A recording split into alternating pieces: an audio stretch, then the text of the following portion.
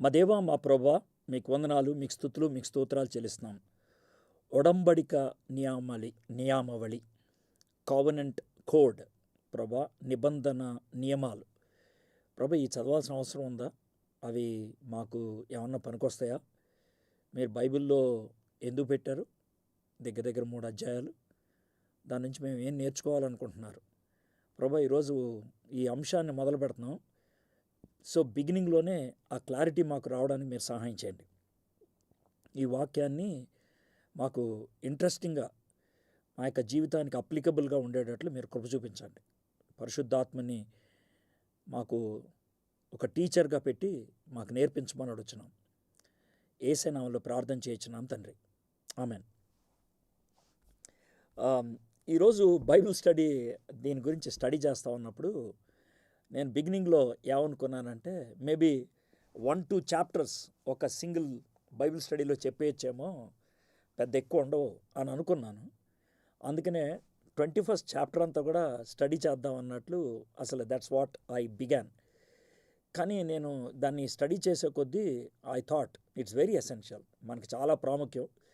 మన యొక్క personal spiritual జర్నీకి, marital రిలేషన్స్లో ఉండేటువంటి ప్రాథమికమైనటువంటి ఫౌండేషనల్ ట్రూత్స్కి, పునాదిగా ఉన్నటువంటి సత్యాలకి ఈ ప్యాసేజ్ చాలా ప్రాముఖ్యమని నాకు అర్థమైంది.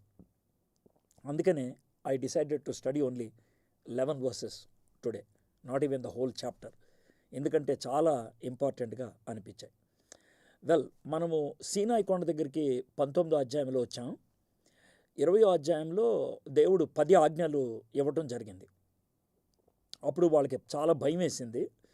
బాబు, మాకు మధ్యవర్తి కావాలి, దేవా నువ్వు మాతో మాట్లాడితే మేము తట్టుకోలేం అని చెప్పారు. దేవుడు దాన్ని ఏమీ ప్రతిఘటించలేదు, లేకపోతే he did not deny that. He said okay, I will use Moses as mediator అని 20వ అధ్యాయం 21వ వచనం, ఎక్సోడస్ 20:21. అక్కడి నుంచి God started speaking to Moses and through Moses. మోషేతో, మోషే ద్వారా మాట్లాడుతూ మొదలుపెట్టాడు. God has taken Moses into a dark cloud. ప్రజలు దూరంగా నిలిచిరి, మోషే దేవుడున్న గాఢాంధకారమునకు సమీపింపగా. So what God did was, ఆ డార్క్ క్లౌడ్ని ఒక స్క్రీన్ లాగా, ఒక కర్టన్ లాగా ఉపయోగించాడు. ఆ కర్టన్ వెనకాల దేవుడు మోషేతో మాట్లాడుతూ ఉన్నాడు. వెల్, 20వ అధ్యాయం 22-23 వచనాల్లో హీ రిమైండెడ్ అండ్ రీస్టేటెడ్, అంటే కొత్తగా కాదు, మళ్ళీ reminded and restated the first 2 commandments. మొదటి 2 ఆజ్ఞలు ఆయన చెప్పడం జరిగింది. బికాస్ అవి అసలు మొత్తం ఆజ్ఞలన్నిటిని కంట్రోల్ చేస్తాయి కాబట్టి, అవి బేసిక్గా ఉన్నాయి కాబట్టి 22-23 అవి చెప్పారు. 24-26 20వ అధ్యాయంలో దేవుడు ఎవరిని ఆరాధించాలి, ఎలా ఆరాధించాలి అవి చెప్పడం మొదలుపెట్టాడు. అందుకనే బలిపీఠాన్ని ఎలా కట్టాలి, ఎలా ఉండాలి వివరించుకుంటూ వచ్చాడు. వెల్, వర్షిప్ యొక్క హౌ అండ్ హూ, ఎవరిని ఆరాధించాలి, ఎలా ఆరాధించాలి, ఇవి క్లారిటీ వస్తే కనుక ఏమవుతానంటే to worship God and be happy, దేవుణ్ణి ఆరాధించి తద్వారా ఆనందించాలి అన్న primary purpose of human beings, మానవాళి యొక్క ప్రథమ ఉద్దేశం అక్కడ మనకి వచ్చేస్తూ ఉంటుంది. సో దట్స్ వేర్ మనకి క్లారిటీ వచ్చేసింది. 21వ అధ్యాయం నుంచి 23వ అధ్యాయం వరకు, 21 ఫస్ట్ వర్స్ నుంచి 23-33 వరకు మనకి కావనెంట్ కోడ్ ఉన్నది. కావనెంట్ కోడ్ అంటే నిబంధన నియమావళి, లేకపోతే ఒడంబడిక నియమావళి. సో ఒక అండర్స్టాండింగ్ అనమాట, MOU అంటారే, మెమరాండమ్ ఆఫ్ అండర్స్టాండింగ్. ఆ విధంగా ఇక్కడ మనకి కనబడుతూ ఉందన్నమాట. సో ఈ బ్లాక్లో ప్రాథమికంగా మనకేం కనబడుతుందంటే what should be the behaviour of God's people, దేవుని యొక్క బిడ్డలు, నిబంధన జనం, నిబంధన ప్రజల యొక్క ప్రవర్తన ఎలా ఉండాలి ఇక్కడ రాసుకుంటూ వచ్చిందనమాట. బిలీఫ్ సిస్టమ్ డాక్ట్రిన్లో కనబడితే ఈ కావనెన్షియల్ కోడ్లో బిహేవియర్ మనకి కనబడుతూ ఉంటుంది. ఆ బిలీఫ్లోంచి ఇది పుట్టుకొస్తూ ఉంటుంది అనమాట. సరే, 21వ అధ్యాయం 1వ వచనం నుంచి 23వ అధ్యాయం 33వ వచనం దాకా అన్నాను కదా. బట్ సమ్ స్కాలర్స్ ఆర్గ్యూ, లేదు 20th chapter 22nd verse నుంచి స్టార్ట్ అవుద్దని. I don't want to argue with them, but I would like to take like this. మనం లాస్ట్ బైబిల్ స్టడీ ఏదైతే చేసామో 22nd verse to 26th verse, that is prologue, అంటే ముందు మాట. ఈ కావనెన్షియల్ కోడ్కి, అంటే దేవుడు ఇస్తున్నటువంటి ఈ నిబంధన నియమావళికి ముందు మాట. అయితే 24వ అధ్యాయం 24th verse 24th chapter is ratification. Ratification అంటే ఆమోదం. సో దేవుడు ఎప్పుడైతే ఈ నియమావళిని, ఈ కోడ్ని మోషే ద్వారా వాళ్ళకి చెప్పాడో, అవన్నీ విన్న తర్వాత వాళ్ళు ఆమెన్, మేము దాన్ని పాటిస్తాం అని చెప్పినప్పుడు మోషే ఒక బలి పశువుని వధించి దాని యొక్క రక్తం వాళ్ళ మీద చిమ్మి దాని యొక్క ఆమోదాన్ని దేవునికి వ్యక్తం చేసినట్లుగా మనం చూస్తూ ఉన్నాం. అయితే దేవుడు కూడా తన యొక్క మహిమను కనపరచడం ద్వారా దాన్ని కన్ఫర్మ్ చేశారు. సో ఈ ఈ కవనెంట్ కోడ్ డెకలాగ్ అంటే 10 ఆజ్ఞల తర్వాత ఇచ్చారు కదా. ఈ 10 ఆజ్ఞలు ఈ తర్వాత ఈ నిబంధన నియమావళి, దే గో టుగెదర్. ఆ రెండు కలిసి వెళ్తూ ఉంటాయి. ఒకటి ఉండి ఒకటి లేకపోతే కనుక క్లారిటీ మనకి ఉండదన్నమాట.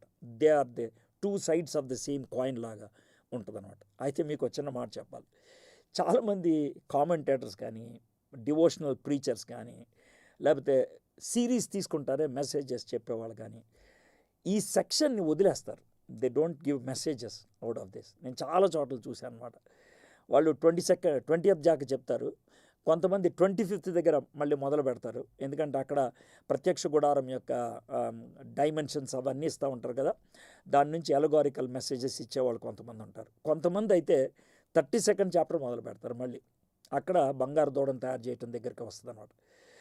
ఎందుకని ఈ మధ్యలో వదిలేస్తారంటే, ఇది బిఎల్ చదివే వాళ్ళు ఉంటారు చూసా, బ్యాచులర్ ఆఫ్ లా, వాళ్ళు కాన్స్టిట్యూషన్ని చదివేటప్పుడు ఎలా ఉంటుందో క్లాస్ అలా ఉంటుంది అనమాట. చాలా బోరింగ్గా అనిపిస్తుంది అనమాట స్టడీ చేసి మామూలుగా చదివినప్పుడు. Series of instructions and regulations అది మనకు ఉంటుంది. అయితే ఇది చాలా ప్రాముఖ్యమైనది. డే టు డే లైఫ్, అనుదిన జీవితానికి చాలా ప్రాముఖ్యమైనది. దేవుడు ధర్మశాస్త్రాన్ని ఇచ్చాడు, లేకపోతే 10 ఆజ్ఞలు ఇచ్చాడు. అది మన జీవితంలో ఎక్కడెక్కడ ఎలా ఎలా ఆపాదించుకుంటూ రావాలో, మరి ముఖ్యంగా ఇశ్రాయేలీల యొక్క సామాజిక ఆ యొక్క కాంటెక్స్లో, ఆ నేపథ్యంలో ఎలాగా వర్తింప చేసుకోవాలో ఇక్కడ రాసుకుంటూ వచ్చారు. అయితే ఒక విషయం గుర్తుపెట్టుకోండి, ఇప్పుడు దాకా ఇశ్రాయేలీలు వాళ్ళు ఏ దేశంలో ఉన్నారో, లేకపోతే వాళ్ళు ఏ సంస్కృతిలో ఉన్నారో అక్కడున్నటువంటి నియమావళిని వాడుతూ ఉండేవాళ్ళు. ఉదాహరణకి హమురాబి, అది క్రీస్తుపూర్వం 1700 1800లో ప్రాతినిధ్యంలో ఉంది. సో అది వాడుతూ ఉండేవాళ్ళు. కాబట్టి దీంట్లో కొన్ని కామన్గా ఉన్నాయి. అంటే హత్య చేయకూడదు, దొంగతనం చేయకూడదు, ఇలాంటివి కామన్గా ఉన్నాయి. కానీ దేవుడిచ్చినటువంటి నియమావళిలో there are certain things which are very exclusive, ఇంకెక్కడ కనబడవు. ఉదాహరణకి స్త్రీ సంరక్షణ, స్త్రీ యొక్క గౌరవం దీంట్లో ఇచ్చినంత ఇంకెక్కడ ఇవ్వలేదు. తర్వాత పేదవారు, అంటే దరిద్ర స్థితిలో ఉన్నటువంటి వాళ్ళకి దేవుడు ఒక ప్రత్యేకమైనటువంటి స్థానాన్ని కల్పించి వాళ్ళని పైకి తీసుకురావడానికి చేసేటువంటి ప్రయత్నాలు దీంట్లో కనబడుతూ ఉంటుంది. ఇక అతి ప్రాముఖ్యమైనది, అంటే ప్రపంచంలో ఉన్నటువంటి మిగిలిన నియమావళికి ఇశ్రాయేలీలకు ఉన్నటువంటి నియమాలకు ఉన్నటువంటి ఒక ప్రాముఖ్యమైన తేడా, ద బేసిక్ డిఫరెన్స్ ఏంటంటే, మిగిలిన అన్నీ కూడా మనుషులు కూర్చొని రాసినాయి, ఇది దేవుడిస్తే వచ్చింది. This has come from the all mighty God. మరి 10 ఆజ్ఞలకి ఈ నిబంధనకి తేడా ఏంటి అని అంటే, 10 ఆజ్ఞలు it was written by the finger of God, దేవుని యొక్క వేలు, and it was written on the stone tablet, అది రాతి పలక మీద రాశారు.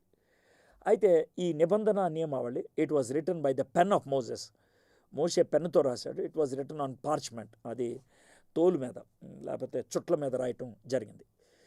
అయితే డెకలాగ్, ఈ 10 ఆజ్ఞలు అనేది యూనివర్సలీ అప్లికబుల్, విశ్వవ్యాప్తంగా పాటించాల్సిందే. కానీ కావనెంట్ కోడ్ అనేది స్పెసిఫిక్ సిచ్యువేషన్స్కి అప్లై అవుతుంది. కొన్ని పరిస్థితులకి అది మనం వర్తింప చేసుకుంటూ ఉండాలి. ముఖ్యంగా ప్రిన్సిపల్స్ ఆఫ్ కోడ్ ఈ ఉంటాయి కదా, నియమాలు ఉంటాయి కదా, దాంట్లో నియమాలు వర్తిస్తాయేమో కానీ పనిష్మెంట్ మాత్రం వర్తించదు. సో ఈ విధమైన ఇంట్రడక్షన్తో we will start reading the passage. Exodus chapter 21. నీవు వారికి నియమింపవలసిన న్యాయ విధులు ఏవనగా, now these are the rules that you shall set before them. Rules, నియమాలు. అయితే తెలుగులోకి వచ్చేప్పటికి న్యాయ విధులు అని అన్నారు, అంటే జడ్జిమెంట్స్. ఈ జడ్జిమెంట్ అనేటువంటి పదం ఎక్కడ ఉపయోగిస్తామంటే సివిల్ కోర్ట్స్లో వాడుతూ ఉంటాం అన్నమాట. సో దేవుడు ఈ కవెనెంట్ కోడ్ ఎందుకు ఇచ్చాడు అని అంటే కనుక సివిల్ కోర్టులో కూర్చున్నటువంటి మ్యాజిస్ట్రేట్స్, అంటే దానికి తీర్పు తీర్చేటువంటి వాళ్ళు, ఈ సివిల్ డిస్ప్యూట్స్ వచ్చినప్పుడు, వివాదం ఏదైనా వచ్చినప్పుడు ఇక్కడ ఇచ్చినటువంటి ఈ కవెనెంట్ కోడ్ ఏదైతే ఉందో అది మార్గనిర్దేశకంగా ఉండాలని. మార్గనిర్దేశం అంటే ఒక విధంగా సైన్ బోర్డ్ లాగా, ఇది ప్రెసిడెంట్ లాగా ఉండాలని, ఒక ఉదాహరణలాగా ఉండాలని దేవుడు ఇవి ఇవ్వటం జరిగింది. అంతేగాని ఇది చట్టాన్ని చేతిలోకి తీసుకొని ఇష్టం వచ్చినట్లు వ్యవహరించడానికి కాదు. దీన్ని బేస్ చేసుకొని ఓకే మనం ఇట్లాగా తీర్పు తీర్చాలన్నమాట అని ఒక మోడల్, ఒక ఎగ్జాంపుల్ ఉంటుందని దేవుడు ఇచ్చాడు. ఇవి 10 ఆజ్ఞల్ని పక్కకు పెట్టి రాసింది కాదు, వాటిలోంచి పుట్టుకొచ్చింది, వాటి యొక్క కామెంటరీ అని చెప్పుకోవాలి.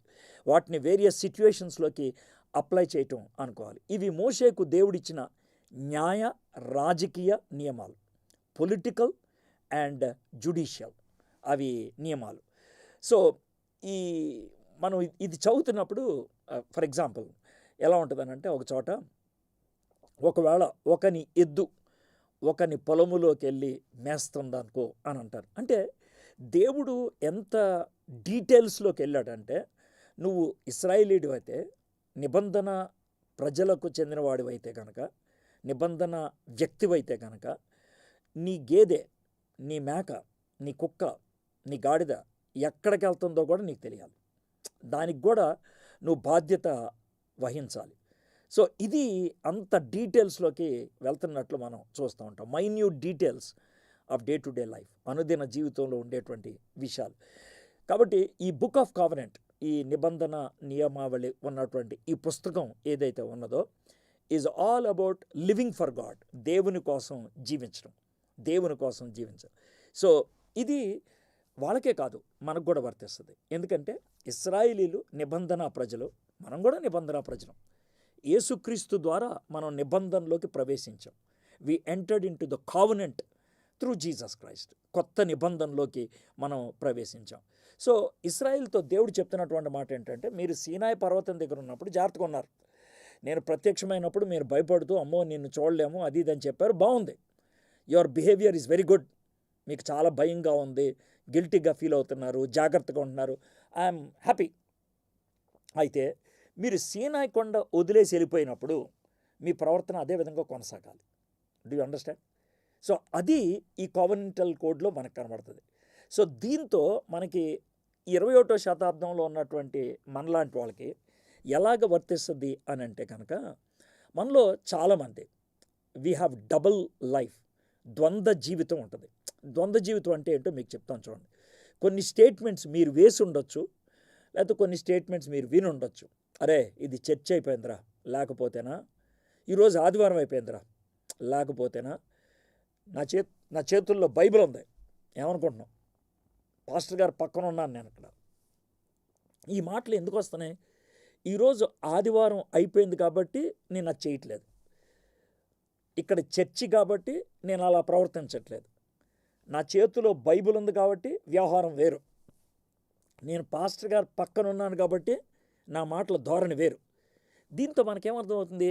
అవి కాకపోతే ప్రాబ్లమ్ విల్ బి డిఫరెంట్. అది దీంతో మనకు అర్థమవుతుంది కదా, వీ హ్యావ్ డబల్ లైఫ్ అనేది. వీ హ్యావ్ డబల్ లైఫ్ అంటే దేవుణ్ణి, పవిత్రతను, సేక్రెడ్నెస్ని ఒక బాక్స్లో పెట్టేసి అక్కడ నేను జాగ్రత్తగా మిగిలిన చోట ఎలా ఉన్నా పర్లేదు. సో ఆ రోజు ఇశ్రాయేలీలకి ఈ కావెనెన్షియల్ కోడ్ ఇచ్చినప్పుడు, బాబు నీ బిహేవియర్ జాగ్రత్త అని అన్నాడు కదా, same applies to you and to me. మీకు నాకు కూడా అదే వర్తిస్తుంది. Your behaviour matters. Your behaviour tells what you believe. నీ యొక్క ప్రవర్తన చెప్తుంది నువ్వు ఏం నమ్ముతున్నావని. యువర్ డూయింగ్స్, నీ పనులు చెప్తున్నాయి వాట్ ఈజ్ యువర్ డాక్ట్రిన్, నీ సిద్ధాంతం ఏంటి అనేది.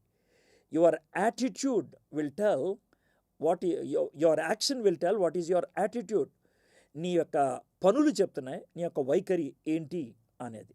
సో ఇది మనకి ద్వంద్వ బుద్ధి ఉండకూడదు అనటానికి చాలా స్పష్టంగా మనకి అర్థమవుతుంది.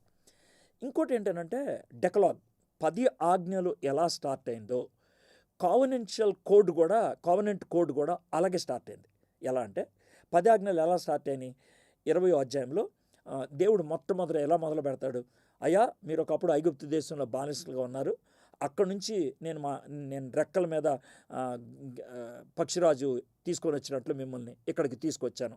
మీరు ఒకప్పుడు బానిసలు, ఆ బానిసత్వంలోంచి నేను మిమ్మల్ని బయటికి తీసుకొచ్చాను అని ఇక మొదలు పెడతారనమాట. కాబట్టి మీరు ఇలా ఉండాలి, ఇలా ఉండాలి, ఇలా ఉండాలి. So you are one slaves, I have redeemed you and I'm your God.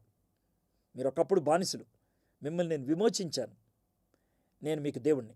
అది మొదలుపెట్టినటువంటి విధానం అన్నమాట. ఇప్పుడు ఇక్కడ నిబంధన నియమావళి దగ్గరకు వచ్చినప్పుడు కూడా ఫస్ట్ సెట్ ఆఫ్ రూల్స్ 11 వచనాల్లో, 21వ అధ్యాయం మొదటి 11 వచనాల్లో ఈజ్ అబౌట్ స్లేవరీ. ఇది బానిసత్వం గురించి. సో బానిసత్వం గురించి అసలు నేను మొదలు పెట్టడం ముందే ఒక పెద్ద ప్రశ్న మనకు వస్తుంది. Sir, is Bible for slavery? బానిసత్వాన్ని అంగీకరిస్తుందా? బానిసలుగా కొంతమంది ఉండాలి అని చెప్తుందా? బానిసలు అని బైబిల్లో మనుషుల్ని సంబోధించినప్పుడు వాళ్ళు ఎవరు? ఎందుకంటే మనం భారతీయులం కాబట్టి భారతీయులంగా బానిస, భారతీయులంగా శూద్రుడు ఇలాంటి పదాలు ఉపయోగించినప్పుడు మనకున్నటువంటి కల్చరల్ కాన్సెప్ట్ను బట్టి, మనకున్నటువంటి ఇండియన్ మైండ్ని బట్టి, భారత్ మైండ్ని బట్టి we have a different definition for slave. బానిస అన్నప్పుడు మనకి వేరే నిర్వచనం ఉంటుంది. అది డైరెక్ట్గా దీన్ని పెట్టేచ్చా? ఒకవేళ అదే విధంగా ఆలోచించినట్లయితే దేవుడు బానిసత్వాన్ని ఎందుకు నిర్మూలించట్లేదు? ఎందుకని కొన్ని రకాలైనటువంటి బానిస బ్రతుకుల్ని దేవుడు అంగీకరిస్తున్నాడు? ఇవి మనకు వచ్చేటువంటి ప్రశ్న. అయితే బిగినింగ్లో మీకు ఈ చిన్న క్లారిటీ ఇవ్వాలి. That's why I want to take only few verses. ఏంటి అని అంటే కనుక, ఈ బిగినింగ్లో ఉన్నటువంటి తేడా ఏంటి అని అంటే కనుక, ఈ ఇశ్రాయేలీల సంస్కృతిలో లేకపోతే యోధా సంస్కృతిలో బానిసలు అని ఎవరినైతే సంబోధిస్తారో, లేకపోతే బానిసలు ఎలా అయ్యారో అది మనకు వర్తించదు. It doesn't apply. ఎందుకనంటే ఇశ్రాయేలీల యొక్క పరిభాషలో ఒక వ్యక్తి బానిస అయ్యేది స్వచ్ఛందంగా, తాను ఇష్టపడి బానిస అయిపోయాడు, లేకపోతే తనకున్నటువంటి ఆర్థిక ఇబ్బందులను బట్టి ఆయన బానిస అయ్యాడు, లేకపోతే తన బ్రతుకు తెరువు కోసం ఆయన బానిస అయ్యాడు. నిన్ను ఎవరో బలవంతంగా బానిస చేయలా. అలాంటి వాళ్ళు ఉండొచ్చు. యోసేపుని బానిసత్వంలోకి అమ్మేసినట్లు చేసి ఉండొచ్చు. కానీ వాళ్ళ గురించి మాట్లాడట్లేదు ఇక్కడ మనం బెస్ట్ ఎగ్జాంపుల్ ఎవరిని తీసుకోవచ్చు అంటే తప్పిపోయిన కుమారుడు స్వచ్ఛందంగా బానిస అయిపోయాడు. అంటే వాడు వెళ్ళిపోయాడు, వాడికి ఇంకే దిక్కు లేదు, ఇంటి దగ్గర రావడానికి దమ్ము లేదు, అందుకని అప్పుడు బానిస అయ్యాడు. బానిసగా కొంతకాలం బ్రతికిన తర్వాత అప్పుడు బుద్ధి వచ్చినప్పుడు వెనక్కి వచ్చాడు. But he was never forced. ఆయన ఎవరో నువ్వు బానిసగా ఉండరా అని అనలేదు. కాబట్టి మనం ఇక్కడ ఉపయోగించాల్సిన పదం బానిస అన్న దగ్గర ఒకవేళ ఇండియన్ కాంటెక్స్లో అది తప్పుగా కమ్యూనికేట్ అవుద్దు అనుకుంటే కనుక మనం ఏమన్నాలంటే సర్వెంట్, ఒక సేవకుడు. సో ఇది ఎలా ఉంటుందంటే, మన ఇండియన్స్ చాలామంది మిడిల్ ఈస్ట్లో కువైట్ కానీ, ఒమాన్ కానీ, లేకపోతే యుఏఈ కానీ, ఇజ్రాయెల్ కానీ, ఇలాంటి దేశాలకి, బెహ్రెయిన్ కానీ, ఇలాంటి దేశాలకి వెళ్తూ ఉంటారు. ఎందుకు వెళ్తూ ఉంటారంటే, అందరూ కాదనుకోండి, చాలామంది భారతదేశంలో ఉన్నవాళ్ళు, ముఖ్యంగా ఉభయ గోదావరి జిల్లాలు ఆ ప్రాంతాలకు చెందినటువంటి వాళ్ళు చాలామంది హైర్డ్ లేబర్గా, అంటే పనోళ్ళుగా ఉండటానికి అని వెళ్తూ ఉంటారు. కొంతమంది ఇంట్లో పనులు చేసేవాళ్ళుగా ఉంటారు. దే ఆర్ ఆల్ అనమాట స్లేవ్స్ అనేది. కానీ వాళ్ళు బానిసలని మనం అనం. మళ్ళీ ఇంకొక క్లారిటీ ఇవ్వాలి. కొంతమందిని బానిసలుగా చేసేవాళ్ళు ఉన్నారు. అయితే వాళ్ళని ఇక్కడి నుంచి తీసుకెళ్ళినప్పుడు బానిసగా ఉండడానికి తీసుకెళ్ళాలి, పనులు చేయించుకోవడానికి తీసుకెళ్ళారు. పిల్లల్ని చూడటానికో, వంట వండడానికో, లేదా బట్టలు ఉతకడానికో, లేకపోతే డ్రైవర్గా ఉండటానికో, లేకపోతే ఇంట్లో పనులు చేయడానికో తీసుకెళ్ళారు. కొంతమందిని చక్కగా ఆ పనికి మాత్రమే వాడుకొని జాగ్రత్తగా వదిలేస్తూ ఉంటారు. That's correct. అయితే కొంతమందిని అబ్యూజ్ చేసేవాళ్ళు ఉంటారు, పాడు చేసేవాళ్ళు ఉంటారు. సో నేను దాని గురించి మాట్లాడట్లేదు, వాట్ ఈజ్ రైట్ దాని గురించి మాట్లాడుతూ ఉన్నాను. సో దీంతో మీకు ఒక ఐడియా వచ్చింది. స్లేవ్స్ అనే మాట ఒకవేళ రాంగ్గా కమ్యూనికేట్ చేస్తుందంటే కనుక మీరు సర్వెంట్స్ అనేటువంటి మాటని మీరు ఆలోచించండి. మన ఇళ్లలో కూడా సర్వెంట్స్ని పెట్టుకునే వాళ్ళు ఉంటారు, హౌస్ మెయిడ్స్ అంటారు, ఇంట్లో పని చేయటానికి వాడుకునే వాళ్ళు ఉంటారు. అయితే కొంతమంది వచ్చి పని చేసి వెళ్ళిపోతూ ఉంటారు, కొంతమంది వేరే ఊరు నుంచి వచ్చి మన దగ్గర ఉండిపోతారు. So they are with us. అయితే వాళ్ళని ఎలా ట్రీట్ చేస్తున్నాం అనేది ఇట్ ఆల్ మ్యాటర్స్ అనుకోండి, బట్ చెప్తున్నాను. అయితే ఫోర్స్డ్గా ఎవరినైనా స్లేవరీలోకి తీసుకొస్తే అది క్రైమ్, అది దోషం. ఎంత దోషం అంటే ఆయన చంపేయాలంటాడు. 21వ అధ్యాయం 16వ వచనం చూడండి. ఒకడు నరుని దొంగిలించి అమ్మినను తన యొద్ద ఉంచుకొనినను వాడు నిశ్చయముగా మరణశిక్ష నొందును. You understand? So that's very very criminal this thing అనమాట. కాబట్టి ఆఫ్రికాలో ఉన్నటువంటి బానిసత్వం, ఏమంటే అమెరికా వాళ్ళు చాలామంది ఆఫ్రికా వాళ్ళని బానిసలుగా తీసుకెళ్లారు కదా, యూరోప్లో ఉన్న వాళ్ళు చాలామందిని తీసుకెళ్లారు కదా, ఇంగ్లాండ్ వాళ్ళు చాలామందిని తీసుకెళ్లారు కదా, అంటే అవుట్ రైట్గా దే ఆర్ రాంగ్. ఇంకో విధంగా చెప్పాలంటే ఆఫ్రికా నుంచి వచ్చేటువంటి బానిసత్వాన్ని నిర్మూలించాలని ఫైట్ చేసింది దేవుని యొక్క సేవకులు. జార్జ్ విట్ఫీల్డ్ కానీ, జాన్ వెస్లీ కానీ, అర్థమైందా, జోనథన్ ఎడ్వర్డ్స్ కానీ, అర్థమైందా, వీళ్ళు they read the word of God, దేవుని వాక్యాన్ని చదివారు. దే ఫాట్ అగెయిన్స్ట్ స్లేవరీ, ఎందుకంటే దే వర్ ఫోర్స్డ్ లేబర్స్. వాళ్ళని బలవంతాన బానిసలుగా తీసుకొని వెళ్ళటం జరిగింది. కాబట్టి బైబిల్ ఈ నియమావళి ఇవ్వటం ద్వారా ఒక విధంగా the welfare and dignity of the slaves is protected. ఈ బానిసలుగా కొనిపోబడుతున్నటువంటి ఈ వ్యక్తుల యొక్క పరువు, తర్వాత వాళ్ళ యొక్క సౌఖ్యం, వాళ్ళ యొక్క మంచి జీవితం, ఆ దాన్ని ప్రొటెక్ట్ చేయాలని దేవుని యొక్క తపన అన్నమాట. బైబిల్లో ఎక్కడో కూడా బానిసత్వం నిర్మూలించాలి అని విప్లవాత్మకంగా ఎక్కడ ప్రసంగాలు చేసినట్టు లేదు, కానీ మాదిరి చూపించిన వాళ్ళు ఉన్నారు. ఉదాహరణకి పౌలు ఒనేసిము అనేటువంటి బానిసని తన కొడుగ్గా చేర్చుకొని ఫిలోమోనికి, అయ్యా నువ్వు తమ్ముడుగా చేర్చుకో, అతను నా కొడుగ్గా నేను చేర్చుకున్నాను, బానిసగా చేర్చుకోవద్దు అని ఎంత చక్కగా ప్రేమపూరితంగా రాశాడు. Make him part of the family అని ఎలా రాశాడో దాంతో మనకి క్లియర్గా అర్థమవుతుంది ఏంటంటే Bible is not for slavery, is not for slavery. తర్వాత పౌలు భక్తుడు మాస్టర్స్కి, యజమానులకి, బానిసలకి, సేవకులకి మధ్య ఉండేటువంటి ఆ సంబంధాల గురించి రాసుకుంటూ వచ్చాడు. So this is verse 1. Verse 2, నీవు హిబ్రిడైన దాసుని కొనిన ఎడల వాడు 6 సంవత్సరములు దాసుడై ఉండి 7వ సంవత్సరమున ఏమీ చేయకయే నిన్ను విడిచి స్వతంత్రుడు అగును.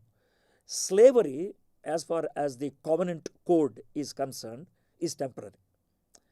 బానిసత్వం అనేది ఈ నిబంధన నియమావళి ప్రకారం అది టెంపరరీ, అది తాత్కాలికం, ఇట్స్ నాట్ పర్మనెంట్. ఒక వ్యక్తి ఒకసారి బానిస అయిపోతే ఆ నిరంతరం బానిస అనేది లేదు. నో, 6 ఇయర్సే తాను ఉండేది. 7th ఇయర్ సాబాటికల్ లాగా అతన్ని వదిలిపెట్టేసేయాలి, ఫ్రీగా వదిలిపెట్టేయాలి. తను మళ్ళీ జీవితాన్ని ఆరంభించడానికి అవకాశం కల్పించాలి. So in the Bible according to the కవెనెంటల్ code చూడండి how this is protected. No you have to give M a chance. Maybe అప్పుడు వచ్చాడు, ఏ కారణం చేతనో, అప్పుడు ఆర్థికంగా ఇబ్బంది బట్టి వచ్చాడేమో, మానసికంగా పరిస్థితి బాగాలేక వచ్చాడేమో. 6 ఇయర్స్ ఉన్నాడు కదా, నీ దగ్గర బానిసగా ఉన్నాడు కదా, నువ్వు ఖర్చు పెట్టిన దానికి నీకు కావాల్సినటువంటి అన్నీ వచ్చేసినాయి కదా. సో నౌ లీవ్ హిమ్, వదిలేసాయి, let him start a fresh. పైగా అతన్ని వదిలిపెట్టేటప్పుడు ఉత్తినే వదిలిపెట్టకూడదంట. ద్వితీయోపదేశకాండం 15వ అధ్యాయం, లేవికాండం 25వ అధ్యాయం, ఇర్మియా 38, వీటిల్లో కూడా ఈ బానిసల్ని ఎలా చూడాలనే దాని గురించి రాసుకుంటూ వస్తారు. ద్వితీయోపదేశకాండం 15వ అధ్యాయంలో ఉన్న చిన్న భాగం మీకు చదివి వినిపిస్తాను చూడండి, 12 to 15. ఐ జస్ట్ రీడ్, మీకు అర్థమైపోద్ది. అంటే బానిసని 6 ఏళ్ల తర్వాత 7వ సంవత్సరం పంపించేటప్పుడు ఎలాంటి ట్రీట్మెంట్ ఇవ్వాలో అక్కడ రాస్తున్నాడు. నీ సహోదరులో హిబ్రిడ్ కానీ హిబ్రీరాలే కానీ నీకు అమ్మబడి 6 సంవత్సరాలు నీకు దాస్యము చేసిన ఎడల 7వ సంవత్సరం వాణ్ణి విడిపించి నీ వద్ద నుండి పంపివేయవలను. అయితే వాణ్ణి విడిపించి నీ వద్ద నుండి పంపివేయనప్పుడు నీవు వట్టి చేతులతో వాణ్ణి పంపివేయకూడదు. You should not send empty handed. ఈ మాట వింటామంటే బోయజ్ రూత్ని పంపించేటప్పుడు he says the same words, అమ్మ నువ్వు ఉట్టి చేతులతో వెళ్ళదు. I like that word. అంటే ఆ ట్రాన్సిషన్ చాలా బ్యూటిఫుల్గా కనబడుతుందన్నమాట. Boaz was trying to give Ruth a fresh beginning, sabbatical తర్వాత ఫ్రెష్ బిగినింగ్ లాగా ఇక్కడ ఇస్తా ఉన్నాడు. 14 వచనం, నీవు ఐగుప్తు దేశంలో నుండి దాసుడై ఉన్నప్పుడు నీ దేవుడైన యెహోవా నిన్ను విమోచించిన జ్ఞాపకం చేసుకును. నీవు మందలోని నీ కళ్ళెములోను నీ గానుగులోను కొంత అవశ్యముగా వానికి ఇవ్వను. మీరు ఐగుప్తు దేశం నుంచి వచ్చేప్పుడు మీరు దండుకోవాలి అని చెప్పాను కదా, దట్ వాజ్ స్లేవ్స్ నుంచి బయటకు వచ్చేప్పుడు ఇవ్వాల్సింది. మీరు 400 సంవత్సరాలు ఉన్నారు కదా, you are bound to get it. అదే మిమ్మల్ని తెచ్చుకోమని అడిగాను, అంత దొంగ సొమ్మేమి కాదు, మీరు తెచ్చుకున్నారు. అది గుర్తుపెట్టుకోండి. ఇప్పుడు అదే విధంగా మీరు మీ దాసుని పంపించేటప్పుడు నీ మందలో, అంటే నీ దాసుని తెచ్చుకున్నప్పుడు 100 గొర్రెలు ఉన్నాయేమో, ఇప్పుడు 1000 గొర్రెలు అయినాయేమో, మరి దాంట్లో కొంచెం పర్సంటేజ్ ఆడికి ఇవ్వాలి కదా, అవి ఇచ్చి పంపించాయి. ద్రాక్ష గానుగులోను కొంత అవశ్యముగా వానికి ఇవ్వలేను. నీ దేవుడైన యెహోవా నిన్ను ఆశీర్వదించి నీకు అనుగ్రహించిన దానిలో కొంత వానికి ఇవ్వగలను. ఇది చాలా క్లియర్ టీచింగ్. ఇప్పుడు మీకు అర్థమవుతుంది కదా, how the dignity of labour is protected.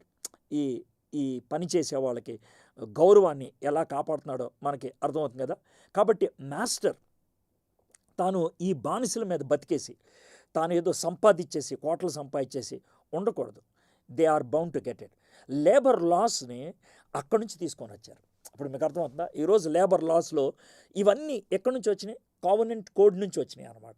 So మనం లేబర్ యూనియన్స్లో లేకపోవచ్చు, కానీ మన ఇంట్లో పనోళ్ళు, మన కింద పనిచేసే వాళ్ళకి we need to provide that kind of dignity, అది ఇవ్వాలి.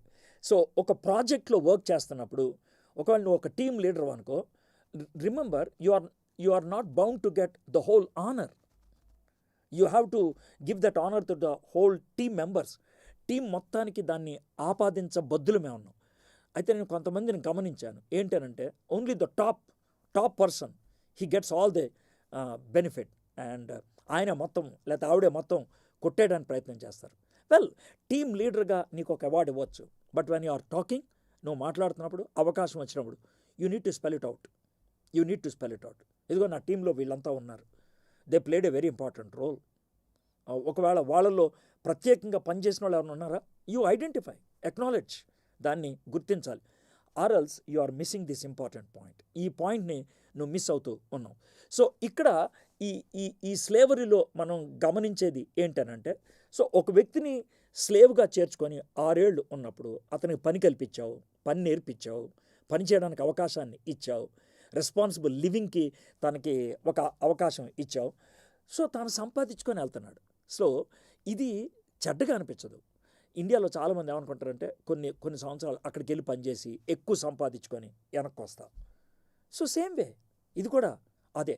సో కాబట్టి పదజాలాన్ని బట్టి don't look at it in a very bad way, negative వేగా దాన్ని చూడటానికి ప్రయత్నించేది. 3వ వచనం 21:3 నిర్గమకాండం, వాడు ఒంటిగా వచ్చిన ఎడల ఒంటిగానే వెళ్ళవచ్చును, వానికి భార్య ఉండిన ఎడల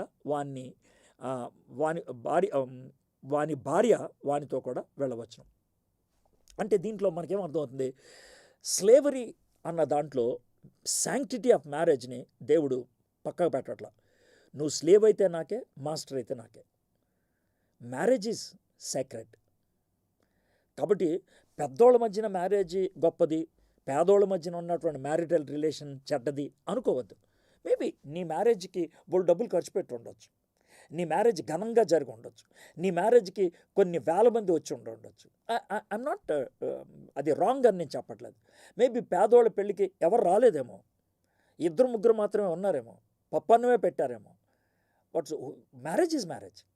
how it is conducted is not important. It's between 2 persons, 2 individuals getting into a holy relationship. కాబట్టి ఆ సేక్రెడ్నెస్ స్లేవరీని బట్టి కోల్పోకూడదు. అది సో నువ్వు సింగిల్గా వస్తే సింగిల్గా వెళ్ళిపోవు, నువ్వు వైఫ్తో వస్తే వైఫ్ని తీసుకొని వెళ్ళాలి.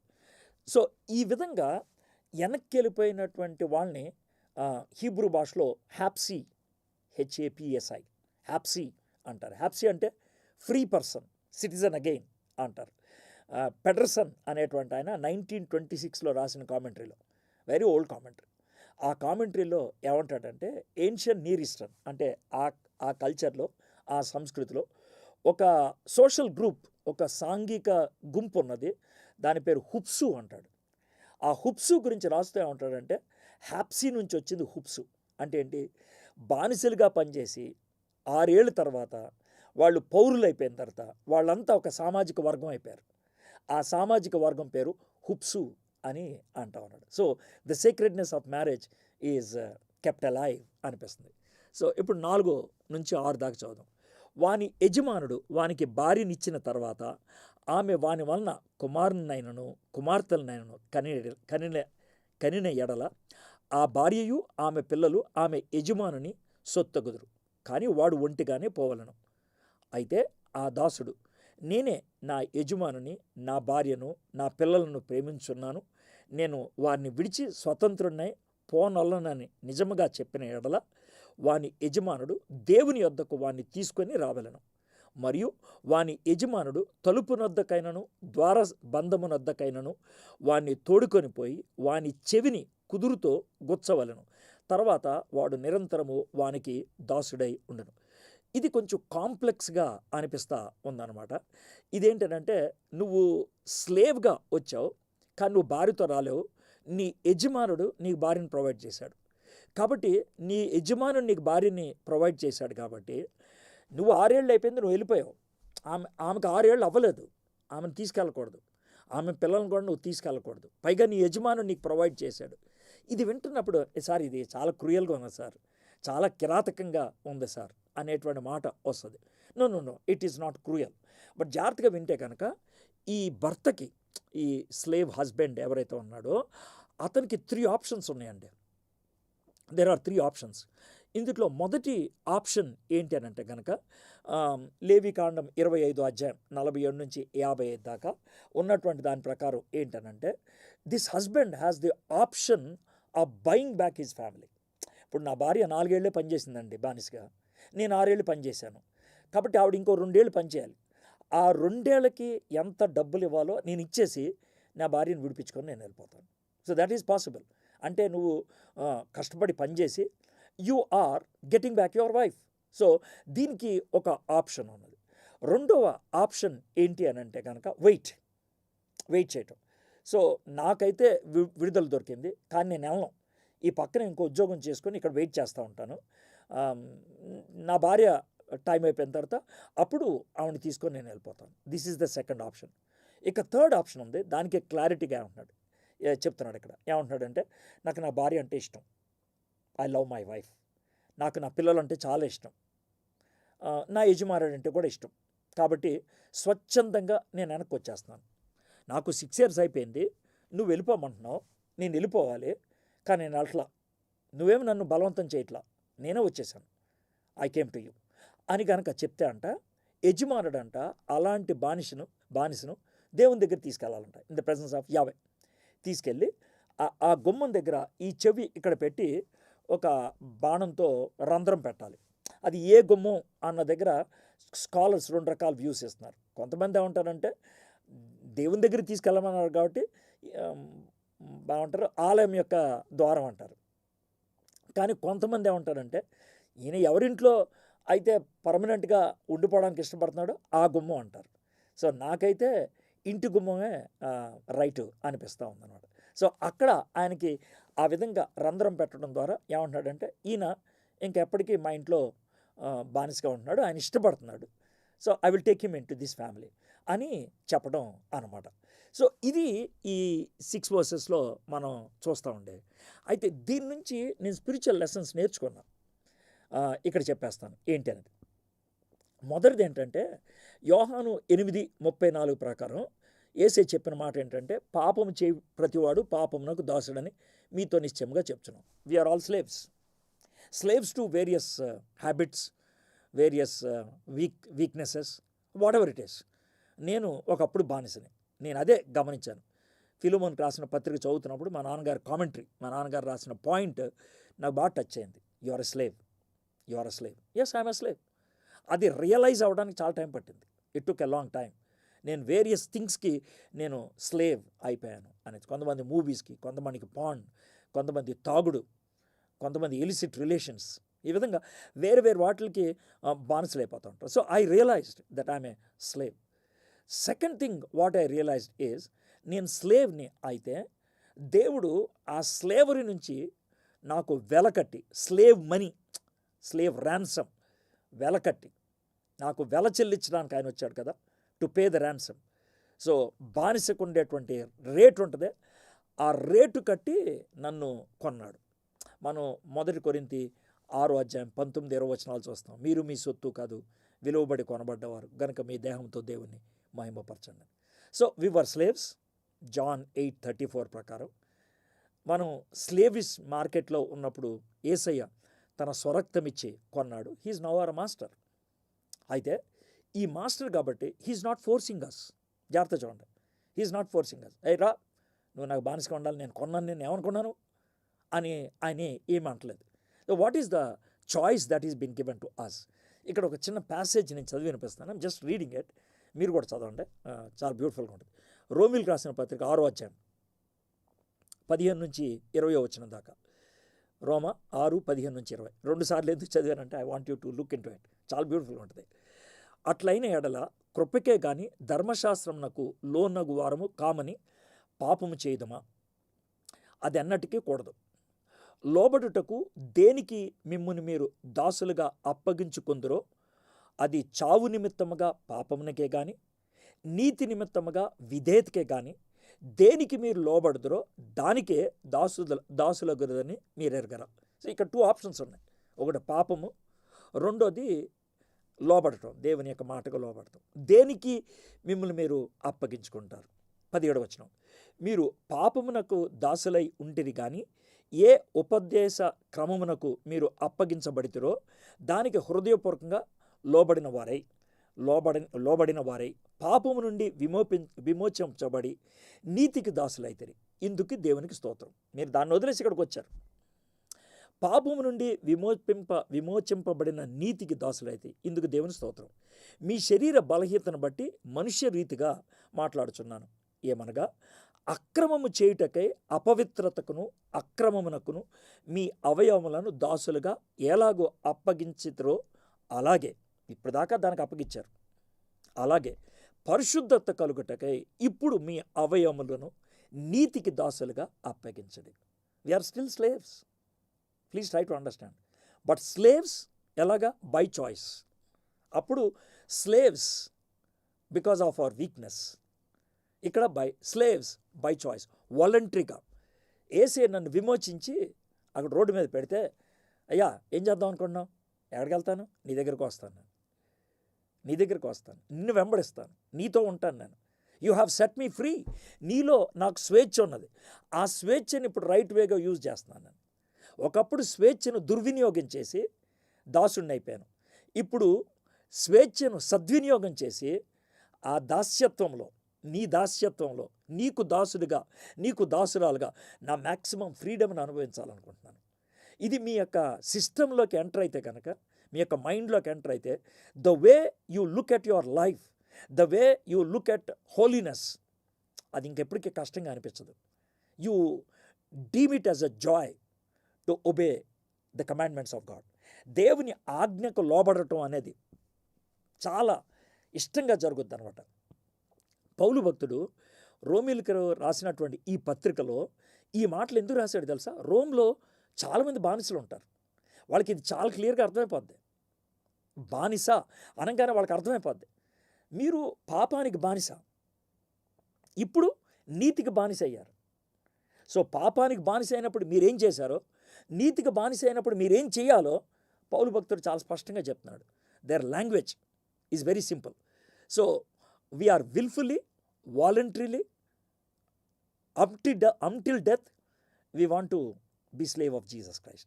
అందుకని యాకోబు కానీ, పౌలు భక్తుడు కానీ, చాలామంది భక్తులు, కొత్త నిబంధన రాసిన భక్తులు, దే యూజ్ దిస్ టర్మ్, క్రీస్తు సేవకుడిని, స్లేవ్, బాండ్ స్లేవ్, కొనబడినటువంటి స్లేవ్ని అనేటువంటి విషయాన్ని చూస్తాం. So Christianity is voluntary and love based.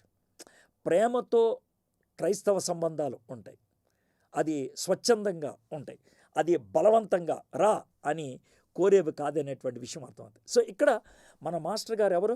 Generous master. ఆయనకి మనము ప్రేమతో వెనక్కి వస్తున్నాం అని ఎందుకు అంటున్నాం? ఎందుకంటే ఆయన ప్రేమతో మనల్ని చూస్తున్నాడు కాబట్టి, ప్రేమతో మనల్ని కొన్నాడు కాబట్టి, ప్రేమతో వ్యవహరిస్తున్నాడు. ఆయన ప్రేమకు మనం బందీనైపోతాం. అర్థమైంది కదండి? బికాజ్ ఆఫ్ హిజ్ లవ్ బందీనైపోతాం. దావీదు ఆ విషయాన్ని రాస్తున్నాడండి కీర్తనలో. దావీదు కీర్తన 40 కీర్తన 6-8 వచనాలు.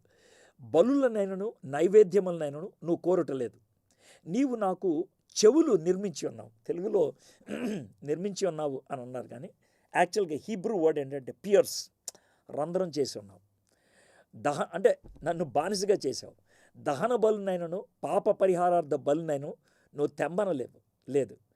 అప్పుడు పుస్తకపు చుట్టలో నన్ను గూర్చి రాయబడిన ప్రకారము నేను వచ్చి ఉన్నాను. నా దేవా, నీ చిత్తము నెరవేర్చుటకు నాకు సంతోషము, నీ ధర్మశాస్త్రము నా ఆంతర్యములో ఉన్నది. Because I'm slave to you, to your righteousness, to your love. నువ్వు ఏం చెప్పినా నా మనసులో పెట్టుకొని దాన్ని నేను మనస్ఫూర్తిగా చేస్తాను. నా 7వ వచనం నుంచి 11వ వచనం దాకా. 7వ వచనం చదువుతున్నప్పుడు ఎవరికైనా సరే కొంచెం కష్టంగా ఉంటుంది. But let us see. ఒకడు తన కుమార్తెను దాసిగా అమ్మిన ఎడల దాసులైన పురుషులు వెళ్ళిపోవున్నట్లు అది వెళ్ళిపోకూడదు. ఇదేంటిది అసలు? ఫస్ట్ ఆఫ్ ఆల్ దేవుడు కుమార్తెను దాసిగా అమ్మేయటం అనేది ఎలా ఎంకరేజ్ చేస్తున్నాడు? రెండోది, ఇప్పుడు ఒక అబ్బాయి దాసుడైతే ఒక అమ్మాయి దాసురాలైతే ఇద్దరికి వేరు రూల్స్ పెడతాం ఏంటి? జెండర్ బయాసా దేవుడికి? ఇది మనకుండేటువంటి ప్రశ్న. సో దీన్ని అర్థం చేసుకోవాలంటే కనుక ఫస్ట్ ఆఫ్ ఆల్ తండ్రి తన భార్యను, తన కూతుర్ని అమ్మేయటం అంటే ఏంటి? ఇది మనకున్నటువంటి క్వశ్చన్ అన్నమాట. ఆ కల్చర్లో ఆ పదజాలాన్ని ఎందుకు ఉపయోగిస్తారు అనేది మనకి ఉండాల్సిన ప్రశ్న. అది క్లారిటీ కనుక లేకపోతే కనుక you will definitely misunderstand.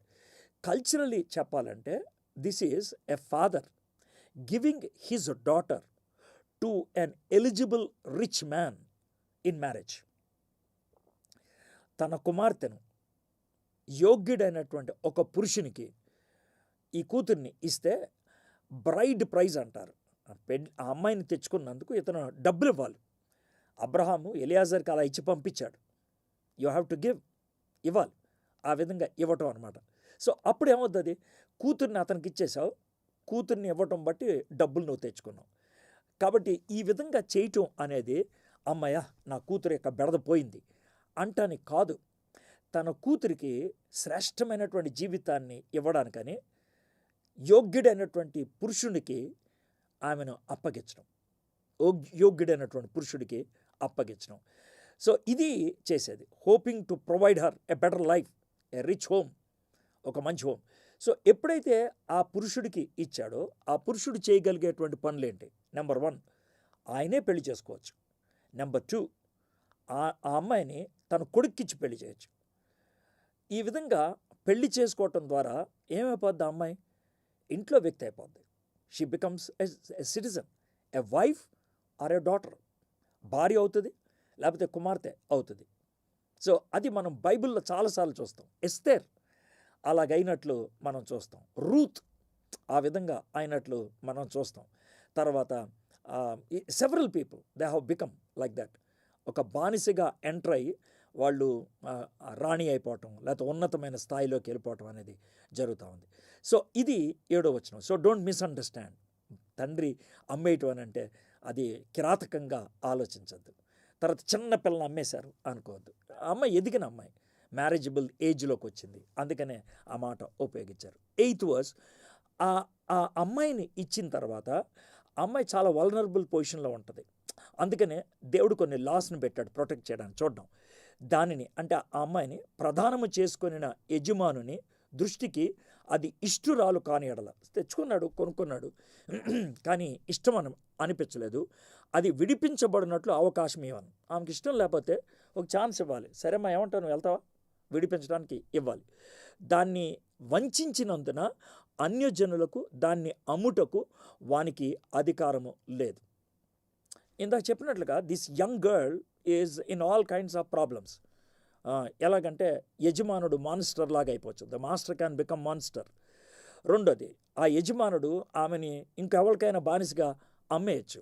So దేవుడు ప్రొటెక్ట్ చేస్తున్నాడు. మొదటిది విడిపించుకోవడానికి, రెండోది ఆమెను అమ్మడానికే అవకాశం లేదు. సో దేవుడు ఈ నేపథ్యంలో 8వ వచనం నుంచి 11వ వచనం దాకా 3 స్పెసిఫిక్ ప్రొటెక్షన్స్ పెడుతున్నాడు. 3 ఇవి అవసరం అని మీరు అనొద్దు. నేను చివరిలో దాన్ని స్పిరిచువల్గా అప్లై చేస్తాను. వావ్, అప్పుడు మనకు కూడా వర్తిస్తుందని మనకు అనిపిస్తుంది. ఫస్ట్లీ, మొదటిది, ఆమెను ఇష్టం వచ్చినట్లు వాడటానికి వీల్లేదు. ఆమె ఒకవేళ నీకు నచ్చకపోతే తన కుటుంబానికి వెనక్కి పంపించాలి. అంటే ఒక విధంగా చెప్పాలంటే ప్రొబేషన్ పీరియడ్లో వ్యక్తి సెట్ కాలేదనుకోండి, వెనక్కి పంపించేస్తాం. అంతేగాని పాడు చేయకూడదు, లేకపోతే ఇంకా అమ్మని అబ్యూస్గా చేయకూడదు. పైగా అక్కడ ఉపయోగించినటువంటి పని ఏంటంటే దాన్ని వంచినందున, అంటే ప్రొబేషన్లో ఫెయిల్ అయిందంటే ఆ అమ్మాయి ఫెయిల్ అయిందట్లేదు, ఈడు ఫెయిల్ అయ్యాడు. The master is blamed, not the lady. అప్పుడు తల్లిదండ్రులు చెప్పాలి, ఏమండి మీ అమ్మాయి నాకు సెట్ కావట్లేదు. అప్పుడు దే కెన్ బై బ్యాక్. ఇగోండి మీరు ఇచ్చిన డబ్బులు మా అమ్మాయిని మాకు ఇచ్చాడు. This the first thing. Second thing ఏంటి చూద్దాం. 9వ వచనం, తన కుమారునికి దాన్ని ప్రదానం చేసిన ఎడల, నేను చెప్పాను కదా మాస్టర్ అవ్వచ్చు, మాస్టర్ సన్ అవ్వచ్చు, ఎడల కుమార్తెల విషయమైన న్యాయ విధిని బట్టి దాని ఎడల జరిగింపవలను. కుమారునికి కేవలం ఎంగేజ్మెంట్ అయింది అంతే. అప్పటి నుంచి she becomes daughter, not slave. కాబట్టి కుమార్తెకు ఉండేటువంటి నియమావళి ఆమెకుంటాయి. The rights of a daughter, అంతే. Adopted daughter. ఇప్పుడు మీకు అర్థమైపోతూ ఉండాలి ఈ చదువుతుంటేనే, సంఘములో ఉన్నటువంటి మనము అడాప్టెడ్ చిల్డ్రన్. సంఘములో ఉన్నటువంటి మనము అడాప్టెడ్ చిల్డ్రన్. యేసుక్రీస్తుకి ప్రదానం చేయబడినటువంటి క్రీస్తు సంఘము కన్య. అందుట్లో ఉన్నటువంటి మనమందరం కూడా ఒకప్పుడు బానిసలమే. We have been adopted. మనము దత్తపుత్రులము, దత్తపుత్రికలము. ఎంగేజ్మెంట్ అయింది మనకి. అందుకనే మనకి కుమారులుగా, కుమార్తెలుగా ఉండడానికి అధికారం ఇవ్వబడింది. మొదటి యోహాను సువార్త 1వ అధ్యాయం 12వ వచనం, తన్నెందరు అంగీకరించురో అనగా తన నామందు విశ్వాసం ఉంచి ప్రతి వారికి ఆయన కుమారులు కుమార్తెలు అవ్వడానికి అధికారం అన్నది. సో ఇక్కడ వాళ్ళ యొక్క సోషల్ కాంటెక్స్ట్లో ఏం జరిగిందో that is applying to us in the spiritual context. ఎంత బ్యూటిఫుల్గా ఉంది చూడండి. సో ఉమెన్స్ బెస్ట్ ఇంట్రెస్ట్ ఇక్కడ దేవుడు హృదయంలో పెట్టుకున్నట్లు మనం చూస్తాం. The maid servant could gain her freedom.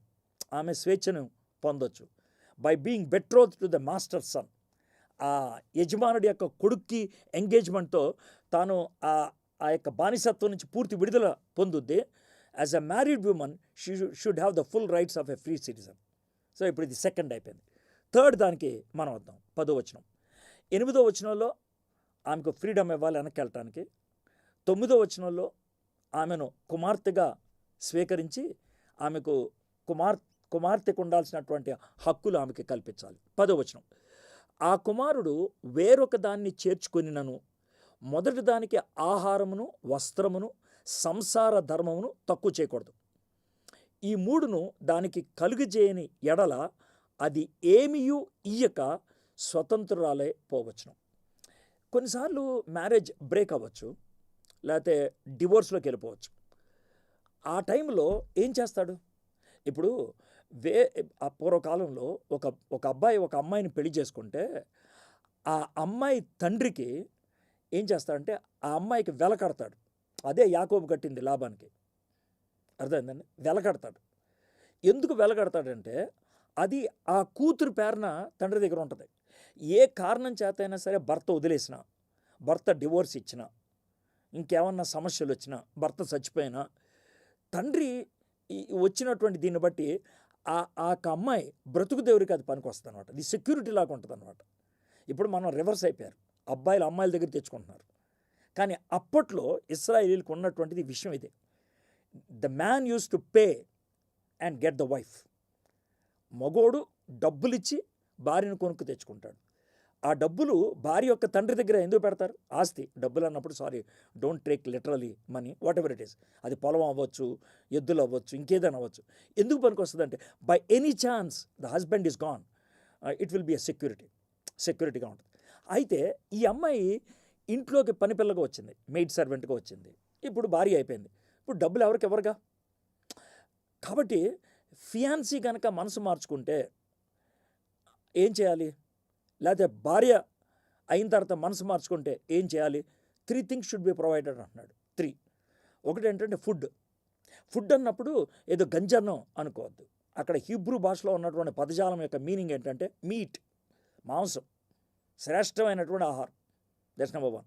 రెండోది క్లోదింగ్ అన్నప్పుడు కేవలం బట్టలు అనుకోవద్దు. షెల్టర్, కాపుదల, ఎవ్రీ కైండ్ ఆఫ్ ప్రొటెక్షన్.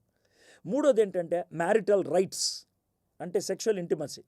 భార్య కదా, ఆమెకున్నటువంటి ఆ లైంగిక కోరికను తీర్చాలి. ఈ మూడు ఖచ్చితంగా చేయాలి. That's what is needed.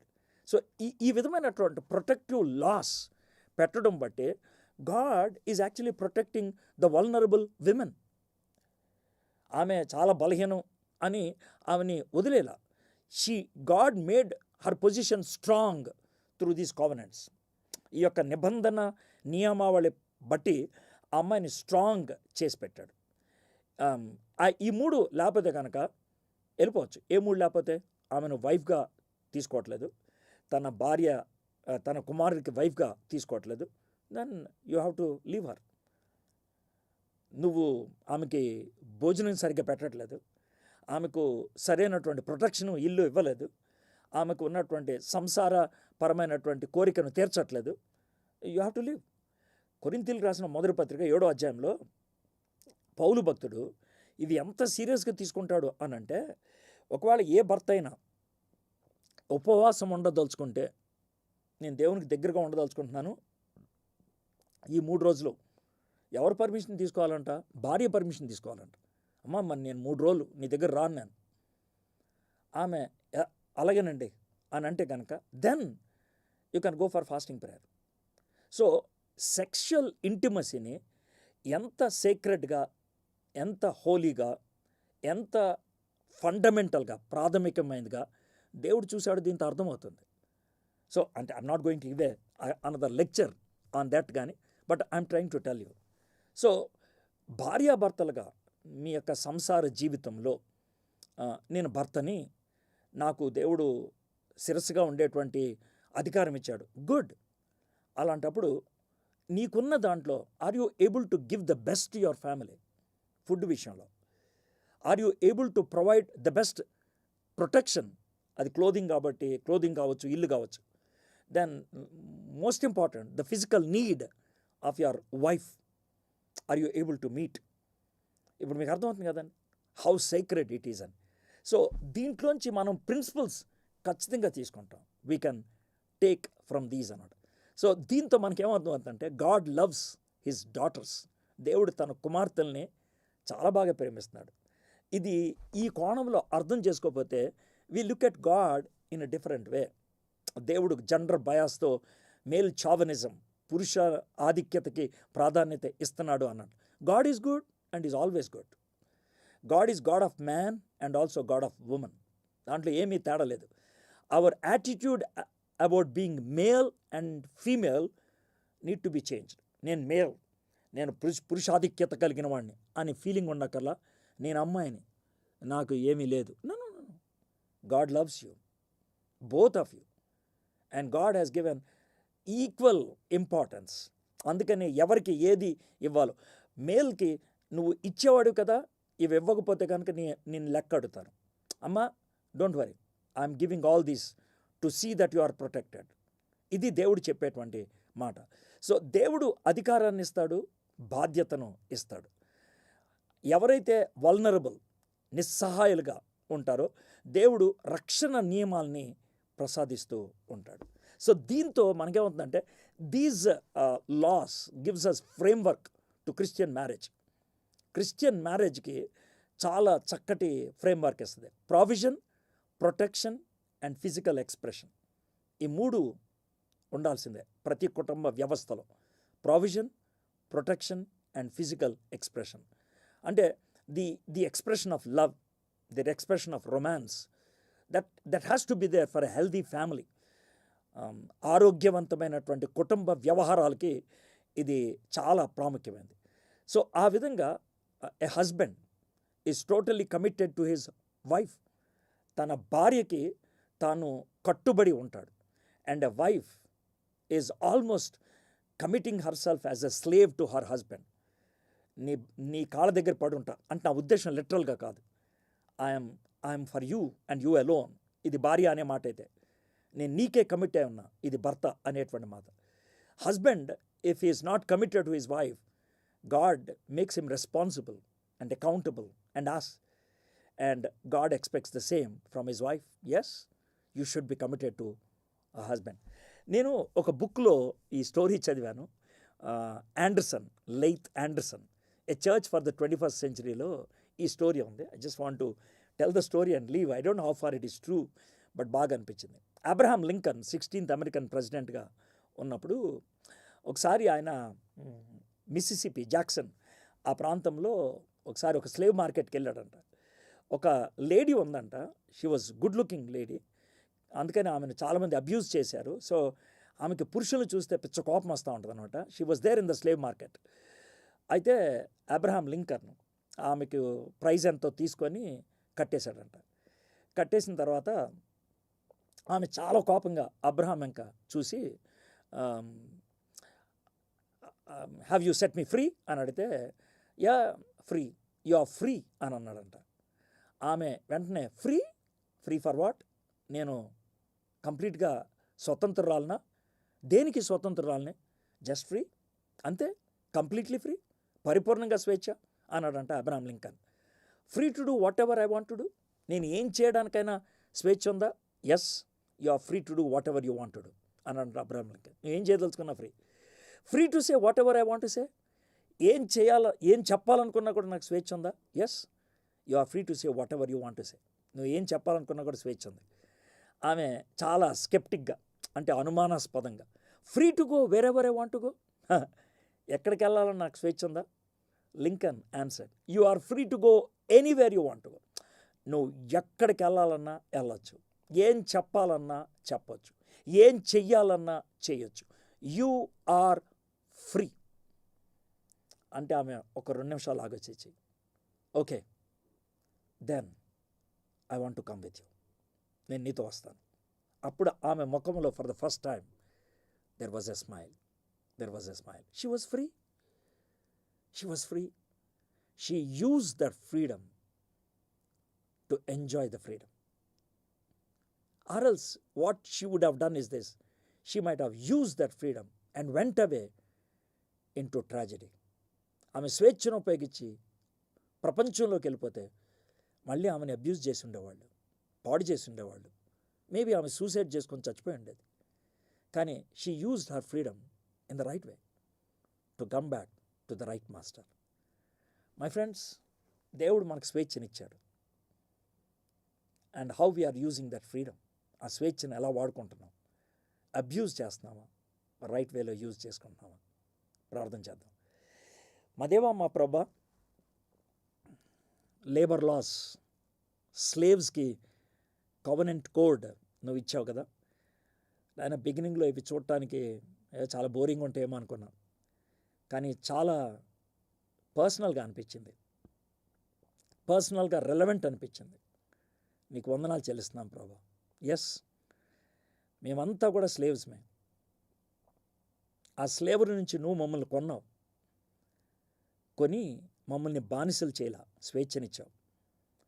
And we can use that freedom to go back and spoil our lives. వెనక్కి వెళ్ళిపోయి మా జీవితాలను పాడు చేసుకోవచ్చు. Or else go to you, నీ దగ్గరకు రావచ్చు, come to you and become slaves to righteousness. నీతికి దాసులం అయిపోవచ్చు and enjoy our life forever. ప్రభా, ఆ బ్యూటిఫుల్ కంపారిజన్ని పౌలు రోమిల్కి రాసిన పత్రికలో మాకు ఇచ్చారు 6వ అధ్యాయంలో. అది మేము మనసులో పెట్టుకోవడానికి మాకు సహాయం చేయండి. మా మనసులు, మా హృదయాలు, మా ఆలోచనలు, మా చేతులు, మా కాళ్ళు, మాకున్నటువంటి తలాంతులు, మాకున్నటువంటి వరాలు, మాకున్నటువంటి అవకాశాలు, మాకున్నటువంటి గ్యాడ్జెట్స్, మాకున్నటువంటి వాహనాలు, మాకున్న ఇళ్ళు, మాకున్న టెలివిజన్, ఇవన్నీ కూడా మీరు మాకు ఇచ్చారు. Help us to use them in the right way. Help us not to abuse them and be abused. ఆ స్వేచ్ఛను రైట్ వేలో ఉపయోగించడానికి మీరు కృప చూపించండి. సెకండ్లీ ప్రభా, మ్యారిటల్ రిలేషన్ గురించి మరొకసారి జ్ఞాపకం చేశారు. భర్తలుగా we have to be committed to our wives. భార్యలుగా every wife is bound to commit herself to her husband. Yes, women are vulnerable, but you have given protective loss.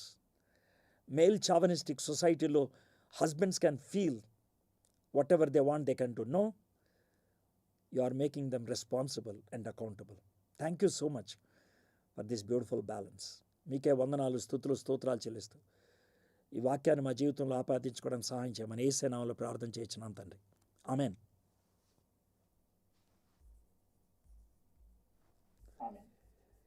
Thank you, Anna. Wonderful message. Yeah, we have some questions on the title. దయచేసి unmute చేసుకొని please raise your hand. We can go one by one. తర్వాత question and answers అయిపోయిన తర్వాత I have few announcements and then Anna will close with prayer and blessing.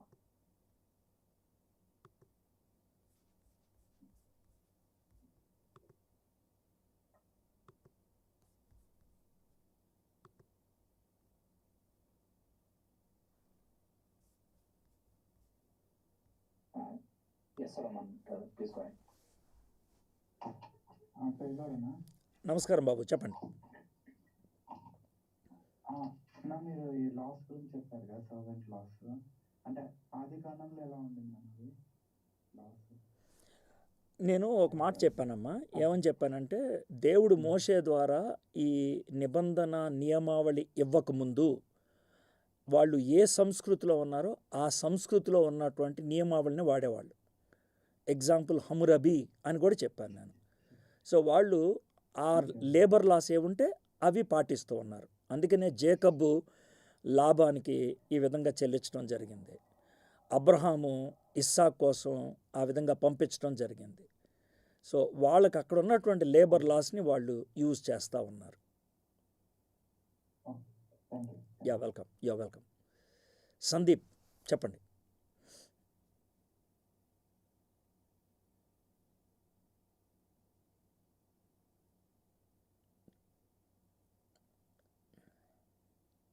Sandeep చేయెత్తారు, మళ్ళీ ఏమైపోయారు. Okay, anybody else?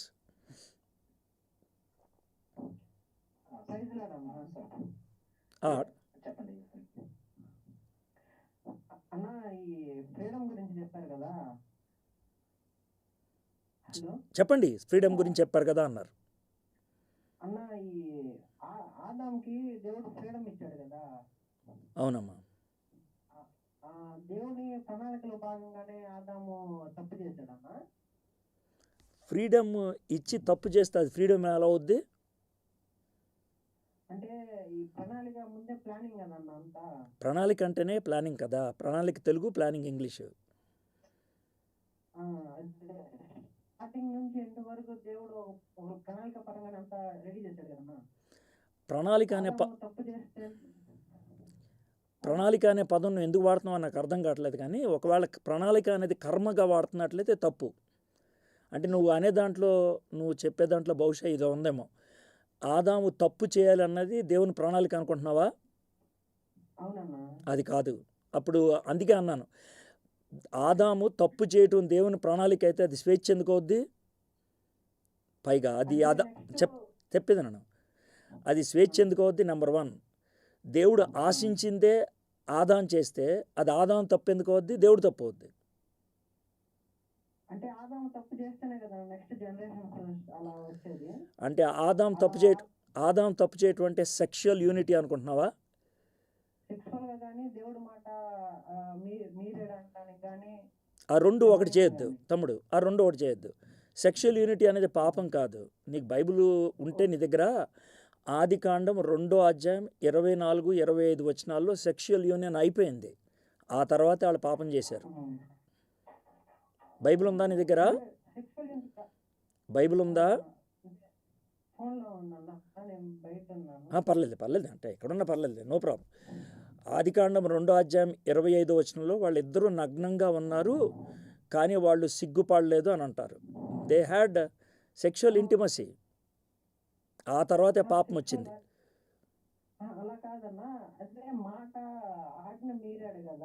అది తమ్ముడు వెరీ గుడ్ అమ్మ, నేనేమంటలేదమ్మా, నువ్వు చెప్పింది కరెక్ట్ కాదు. రెండు కలిపేస్తున్నావు. ఒక సెక్షువల్ యూనియన్ మాట వినకపోవటం కలుపుతున్నాం. సెక్షువల్ యూనియన్ పాపం కాదు, మాట వినకపోవడం పాపం. ఇదే మాట మాట వినకపోవడం పాపం. మన తండ్రి దేవుడికి ముందే తెలుసు కదన్న, ఆదాం అలా చేస్తాడని, నెక్స్ట్ యేసుక్రీస్తు పుడతాడని, పాపాలు కొరకు ఇదంతా అడుగు అడుగు. ఆదాం ఆ మాట అదే ఆ తప్పు చేయకపోతే నెక్స్ట్ జనరేషన్ కానీ ఇలా ఉండదు కదన్న ప్రణాళిక పరంగా. రైట్. దేవుడు మానవుడికి స్వేచ్ఛ ఇచ్చినప్పుడు ఆ రిస్క్ ఉంటుందమ్మా. దేవుడు మానవుడికి స్వేచ్ఛ ఇచ్చినప్పుడు ఆ రిస్క్ ఉంటుంది. ఆ రిస్క్ని భరించడానికి ఇష్టపడ్డారు. ఒక నిమిషం ఆగు తమ్ముడు, అంటే ఇక్కడ దాకా నేను ఓపికగా జవాబు చెప్పాను కదా, ఇక్కడ నీకు చెప్పను నేను. ఆదికాండం 3వ అధ్యాయం మీద నేను ఇచ్చిన మెసేజ్ 1:20 ఉంటుంది, అది చూడమ్మా. ఇంతసేపు ఓపికగా చెప్పాను నీకు. ఇది అవుట్ ఆఫ్ సిలబస్ క్వశ్చనే. ఓకే, సారీ కాదు, చెప్పాల్సిన చాలాసేపు చెప్పాను నేను. దేవుడు రిస్క్ తీసుకోవడానికి ఇష్టపడ్డాడు. మనల్ని స్వేచ్ఛతో తయారు చేయకపోతే మనం మనుషులు అవ్వం, మనం ఇంకొక జీవరాశి అవుతాం. ఆ స్వేచ్ఛ ఉల్లంఘిస్తామని దేవుడికి తెలుసు కాబట్టి జగత్తు పునాది వేయబడకముందే యేసు ప్రభు వారు రక్షకుడిగా ఈ లోకంలోకి రావడానికి ఆయన సిద్ధపరచుకున్నాడు. ఓకే, అంతేగాని పాపం దేవుడు చేయించలా, దేవుడు పాపం చేస్తాడని తెలుసు, అందుకే రక్షకుడి గురించి ముందుగానే ఆలోచించాడు. Okay, right. తెలుసు, నేనేమంటున్నానమ్మా, తెలుసు అంటున్నాను, కానీ దాని దేవుడు కర్త కాదు. తెలుసుకి కర్తకి తేడా ఉంది.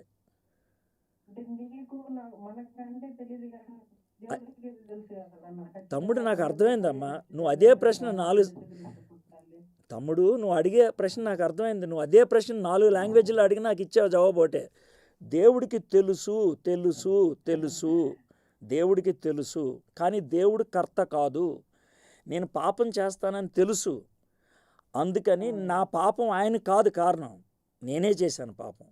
దేవుడు ప్రేమ కలిగిన వాడు, కృప కలిగిన వాడు కాబట్టి నేను పాపం చేస్తే ఏం చేయాలో దేవుడు ఆలోచించాడు. అది ప్రణాళిక. పాపం ఆయన ప్రణాళిక కాదు, పాపానికి పరిష్కారం ప్రణాళిక. అర్థమైందా? ఇప్పుడు నాకు వాంతులు అవుతున్నాయి, చేతిలో కవర్ పట్టుకెళ్ళాను అనుకో, అర్థమైందా, నాకు వాంతులు అవుతున్నాయి, మా నాన్నగారు చేతిలో కవర్ పట్టుకొచ్చారనుకో, వాంతి అవుతుంది అనుకో, కవర్ తీసుకొచ్చి నా నోటి దగ్గర పెడతాడు. నా వాంతికి మా నాన్న కవర్ కారణం కాదు, కానీ వాంతి బయటపడకుండా ఉండటానికి కవరు. అర్థమైందా నీకు? నువ్వు ఈ మాట ఇప్పుడు ఎలా మళ్ళీ చెప్తున్నా, మా నాన్నకి తెలుసు నాకు వాంతులు అవుతాయని, అందుకే కవర్ తెచ్చాడు. మా నాన్నకి తెలుసు నాకు వాంతులు అవుతాయని. మరి వాంతి అవ్వంగానే కవర్ పెట్టావు అనుకో, నువ్వు బుద్ధి లేకుండా నాన్న నువ్వు కవర్ తెచ్చావు అందుకే నాకు వాంతి అయిందంటే ఎలా ఉంటుంది చెప్పు నాకు. ఏమోగలే కాదు, దాని జవాబు చెప్పు. నాన్న నువ్వు కవర్ తెచ్చావు అందుకే వాంతి అయిందంటే ఎలా ఉంటుంది?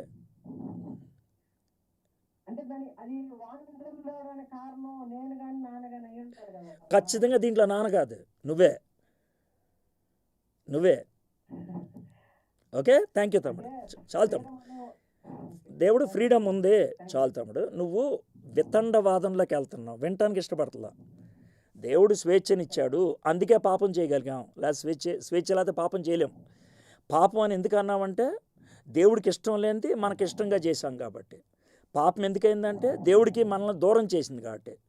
దేవుడు పవిత్రుడు, దేవుడు ఇష్టమైన వాడు కాబట్టి ఆ దూరాన్ని నిత్యం దూరంగా చేసుకోకుండా తిరిగి కొనటానికి, ఈరోజు స్లేవరీ భాషలో చెప్పాలంటే తిరిగి కొనటానికి అవకాశం ఇచ్చాడు. అర్థమైందా? బానిసత్వంలోకి వెళ్ళాం పాపం చేయటం బట్టి, పర్మనెంట్ చేయలే దేవుడు దాన్ని.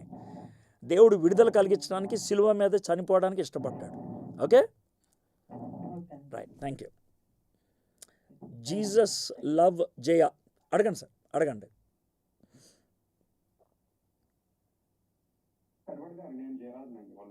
రైట్, అంటే నాకు ఆ పేరు అది ఉంటే అలాగే చెప్పాను, సారీ. మరి మీరు పేరు జయరాజ్ అని పెడితే బాగుండేది. రైట్, నో ప్రాబ్లం, అడగండి.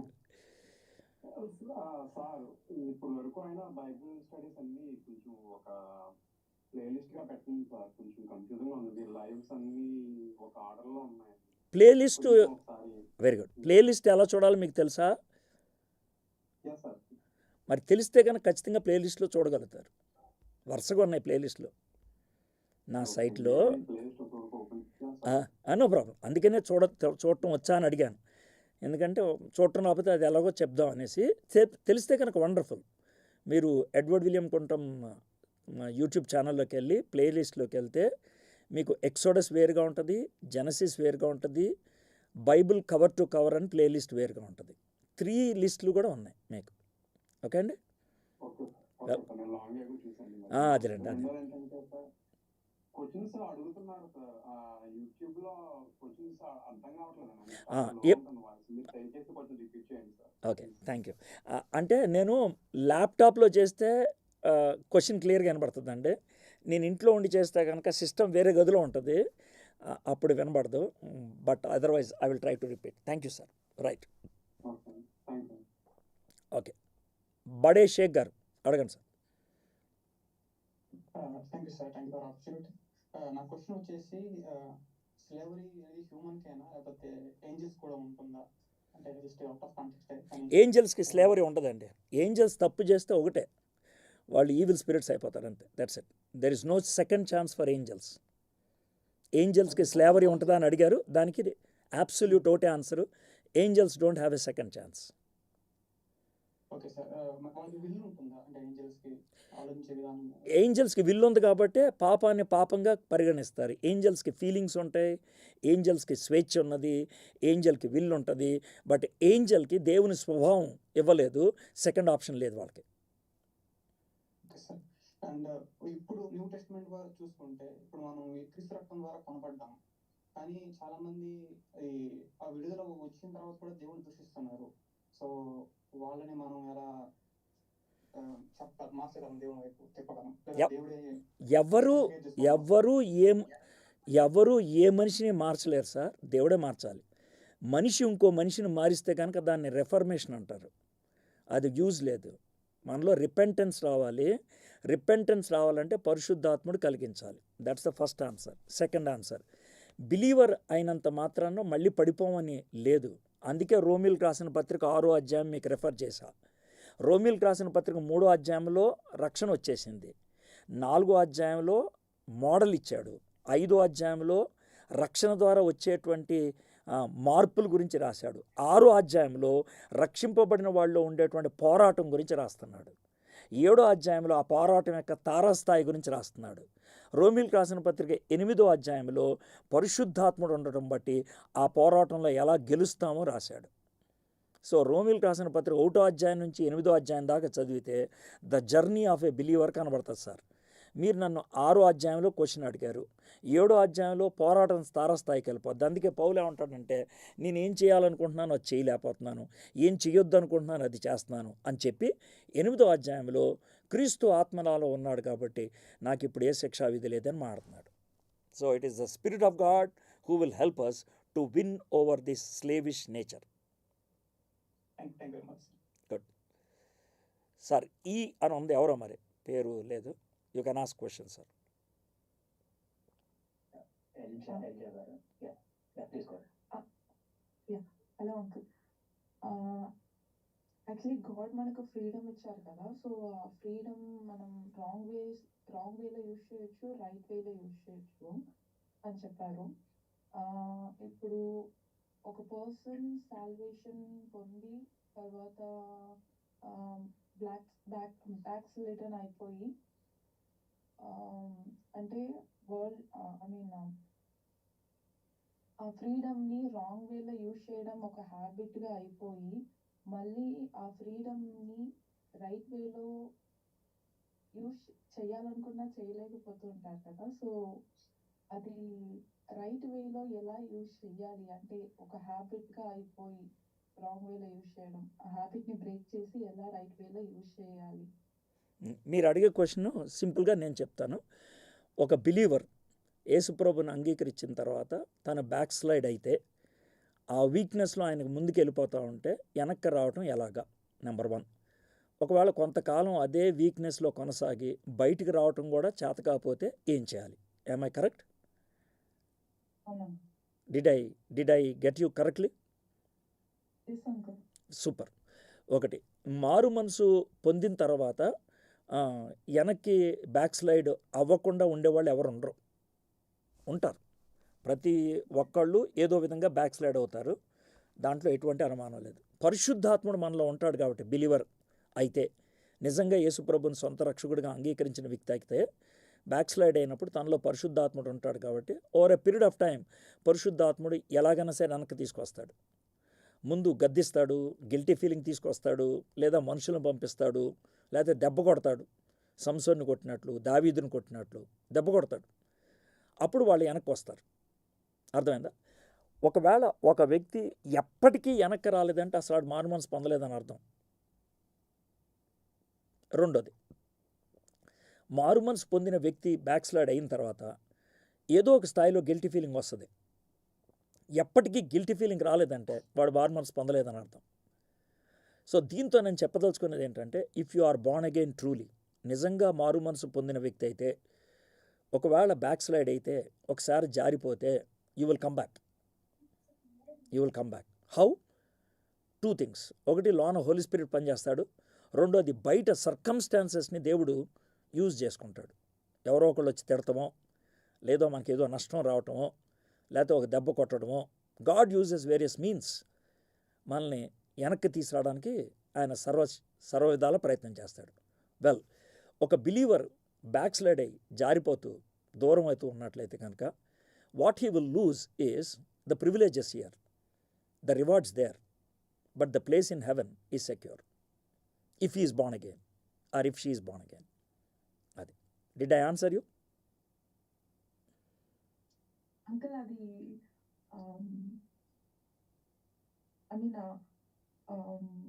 పర్సన్ని పంపిస్తారు కదా, లైక్ చెప్పడానికి, మళ్ళీ ఐ మీన్ బ్యాక్ స్లైడ్ అయిన వాళ్ళని మళ్ళీ రెస్టోర్ చేయడానికి పర్సన్ని పంపిస్తారు కదా. సో అలా ఎన్కౌంటర్ చేసిన తర్వాత రైట్ వేలో యూజ్ చేయాలి, ఐ మీన్ నాకున్న ఫ్రీడమ్ని రైట్ వేలో యూజ్ చేయాలి అని నేను డెసిషన్ తీసుకున్న తర్వాత అది ఆ డెసిషన్ స్ట్రాంగ్గా లైఫ్లో ఇంప్లిమెంట్ చేయడానికి సో ఏం చేయాలి? స్ట్రాంగ్గా ఎప్పటికీ స్ట్రెంగ్త్ అనేది ఓవర్ నైట్ రాదమ్మా. స్ట్రెంగ్త్ అనేది it comes through our relationship. Strength అనేది ఒకసారి రాదు, it comes through our relationship. దేవునితో మనకున్న సంబంధం, దట్ రిలేషన్కి 2 ఉండాలి ప్రాముఖ్యమైన. ఒకటి వర్డ్ ఆఫ్ గాడ్, రెండోది ఫెలోషిప్ విత్ గాడ్, ప్రేయర్. ఈ 2 ప్రాముఖ్యమైనవి. ఈ రెండింటిని ఇంకా సపోర్ట్ చేసే ఇంకో 2 ఉంటాయి. ఒకటి ఏంటంటే అవర్ ఫెలోషిప్ విత్ బిలీవర్స్, రెండోది అవర్ విట్నెసింగ్ లైఫ్. ఈ 4 కొనసాగుతున్నప్పుడు we go from strength to strength. విశ్వాసం నుంచి అధిక విశ్వాసానికి, ఉన్నతమైన స్థాయికి మనం క్రమక్రమంగా వెళ్తాం. ఒక ట్యాబ్లెట్ ఏమీ లేదు అల్టిమేట్ స్ట్రెంగ్త్ రావడానికి, లేదు. నువ్వు అడిగే ప్రశ్న బట్టి ఒకవేళ నువ్వు ఎలా ఆలోచిస్తున్నామో ఇదొక్కటి జరిగితే ఇంకా జీవితంలో పడిపోనని, no, there is nothing like that. ఎంత గొప్ప విశ్వాస అయినా అజాగ్రత్తగా ఉంటే పడిపోతారు. ఎంత గొప్ప విశ్వాస అయినా. ఏలియా మొదటి రాజులు 18వ అధ్యాయంలో కర్మేలు పర్వతం మీద ప్రార్థన చేసిన అగ్ని కురిసింది, ప్రార్థన చేస్తే వర్షం వచ్చింది. వెరీ నెక్స్ట్ చాప్టర్ 36 అవర్స్లో బదిరి వృక్షం కింద పడుకొని నాకు చచ్చిపోవాలని ఉందని దేవునితో మాట్లాడాడు. So there is no what you call spiritual ఇలాగుంటే ఇంకేం అవదరా అని లేదు. Every moment you have to be very careful with God. అందుకనే భయముతోనూ వణుకుతోనూ నా రక్షణ కొనసాగించుకుంటున్నాను అంటాడు పౌలు. ఇంకోసారి ఏమంటాడు తెలుసా? మీ అందరికీ చెప్పి నేనే భ్రష్టుడిని అయిపోతానేమో అని నా శరీరాన్ని నేను నలగొట్టుకుంటాను అంటాడు. So to continue in spiritual stability is a daily fight till death. ఆత్మీయ స్థిరత్వంలో మరణం దాకా కొనసాగటం అనేది ఒక పోరాటం. The moment you stopped fighting you are dead spiritually. నువ్వు పోరాడటం మానేసావంటే ఆత్మీయంగా చచ్చిపోయావని అర్థం.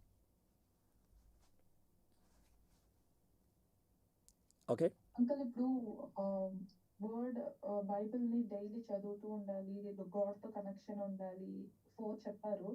So first I mean word of God ఉండాలి కదా. సో ఆ వర్డ్ని చదవడమే ఒక ఫైట్లా అయినప్పుడు అది ఎలా ఫేస్ చేయాలి? లెట్ మీ టెల్ యూ, దాన్నేగా శరీరాన్ని నలగొట్టుకోవటం అంటే. ఇప్పుడు మీరు వర్డ్ని చదవటమే ఫైట్ అంటున్నారంటే ప్రాక్టికల్గా చెప్పాలంటే చదువుతుంటే నిద్ర వస్తూ ఉండొచ్చు, చదువుతుంటే వేరే తలంపులు వస్తూ ఉండొచ్చు, చదువుతుంటే కనుక లేచి వెళ్ళిపోవాలనిపిస్తూ ఉండొచ్చు. That's a fight.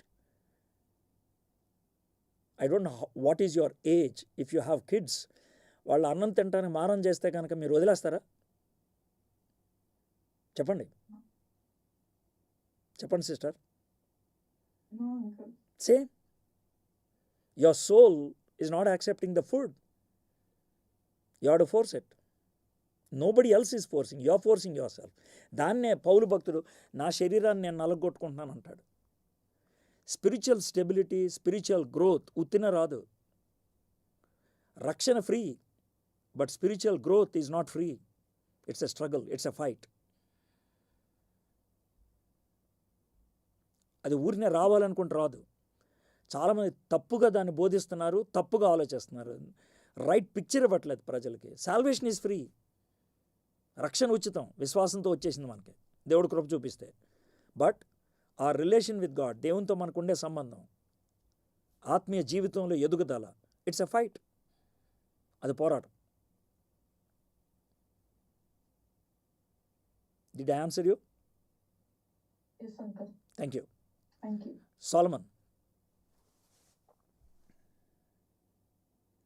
సాల్మన్ గారు అడగండి. సారీ అన్మ్యూట్ చేసుకోవడం లేదండి. మీరు ఇంతకుముందు చెప్పుండొచ్చు అన్న, అంటే జెనసిస్ ఆ టైంలో మేబీ క్వశ్చన్ మీకు రిపీట్ అనిపించవచ్చు. అంటే why did God stop marrying second women అన్నది మేబీ బేసిక్ క్వశ్చన్ ఉండొచ్చు. Where God stopped? No I'm asking, అంటే ఎందుకు ఆపలేదు దేవుడు? దేవుడు ఏదైనా ఆపింది ఎక్కడైనా ఉందా? Is there any occasion where God stopped? No. మరి ఇంకేంటి, అది ఒకటే ఎందుకు అడుగుతున్నారు? God will never stop anybody from sinning. God will not stop anybody from sinning. If he stops, then your freedom is lost. He will warn us, he will caution us, he will plead us, but he will not stop us. అంటే stop అని కాదని replace it, like why didn't he put as అంటే ఒక కులబద్ధగా ఎందుకు పెట్టలేదు? The first commandment God gave was only that a man shall leave his father and mother and he will cleave his wife and they shall become one. The first commandment. ఆ ఒక్క కమాండ్మెంటే బైబిల్లో 3 times repeat అయింది. God the father చెప్పాడు old టెస్ట్మెంట్లో, God the son చెప్పాడు గాస్పుల్స్లో, God the spirit Paul ద్వారా Ephesians రాసిన పత్రికలో చెప్పాడు. That's one commandment that's been repeated 3 times. That's it. Yeah, అంటే చాలా క్లియర్గా చెప్తున్నాను తమ్ముడు. God made one Eve and one Adam. That's it. అంటే why did I ask this question అంటే కొంతమంది pastors they are saying like they are referring to Abraham, they are referring to David. తమ్ముడు, that's what I said. They committed sin, for that they have paid the consequence. ఇప్పుడు example చెప్తాను చూడండి. అబ్రహాము, షారా, అది దేవుడి యొక్క ordained context. హాగర్ని తెచ్చుకున్నాడు. దానివల్ల ఏమైంది? 4000 సంవత్సరాల నుంచి గొడవ ఆగింది. ఎప్పటికీ that's it, the consequence of sin. అది అబ్రహాం అయితే ఏమైంది?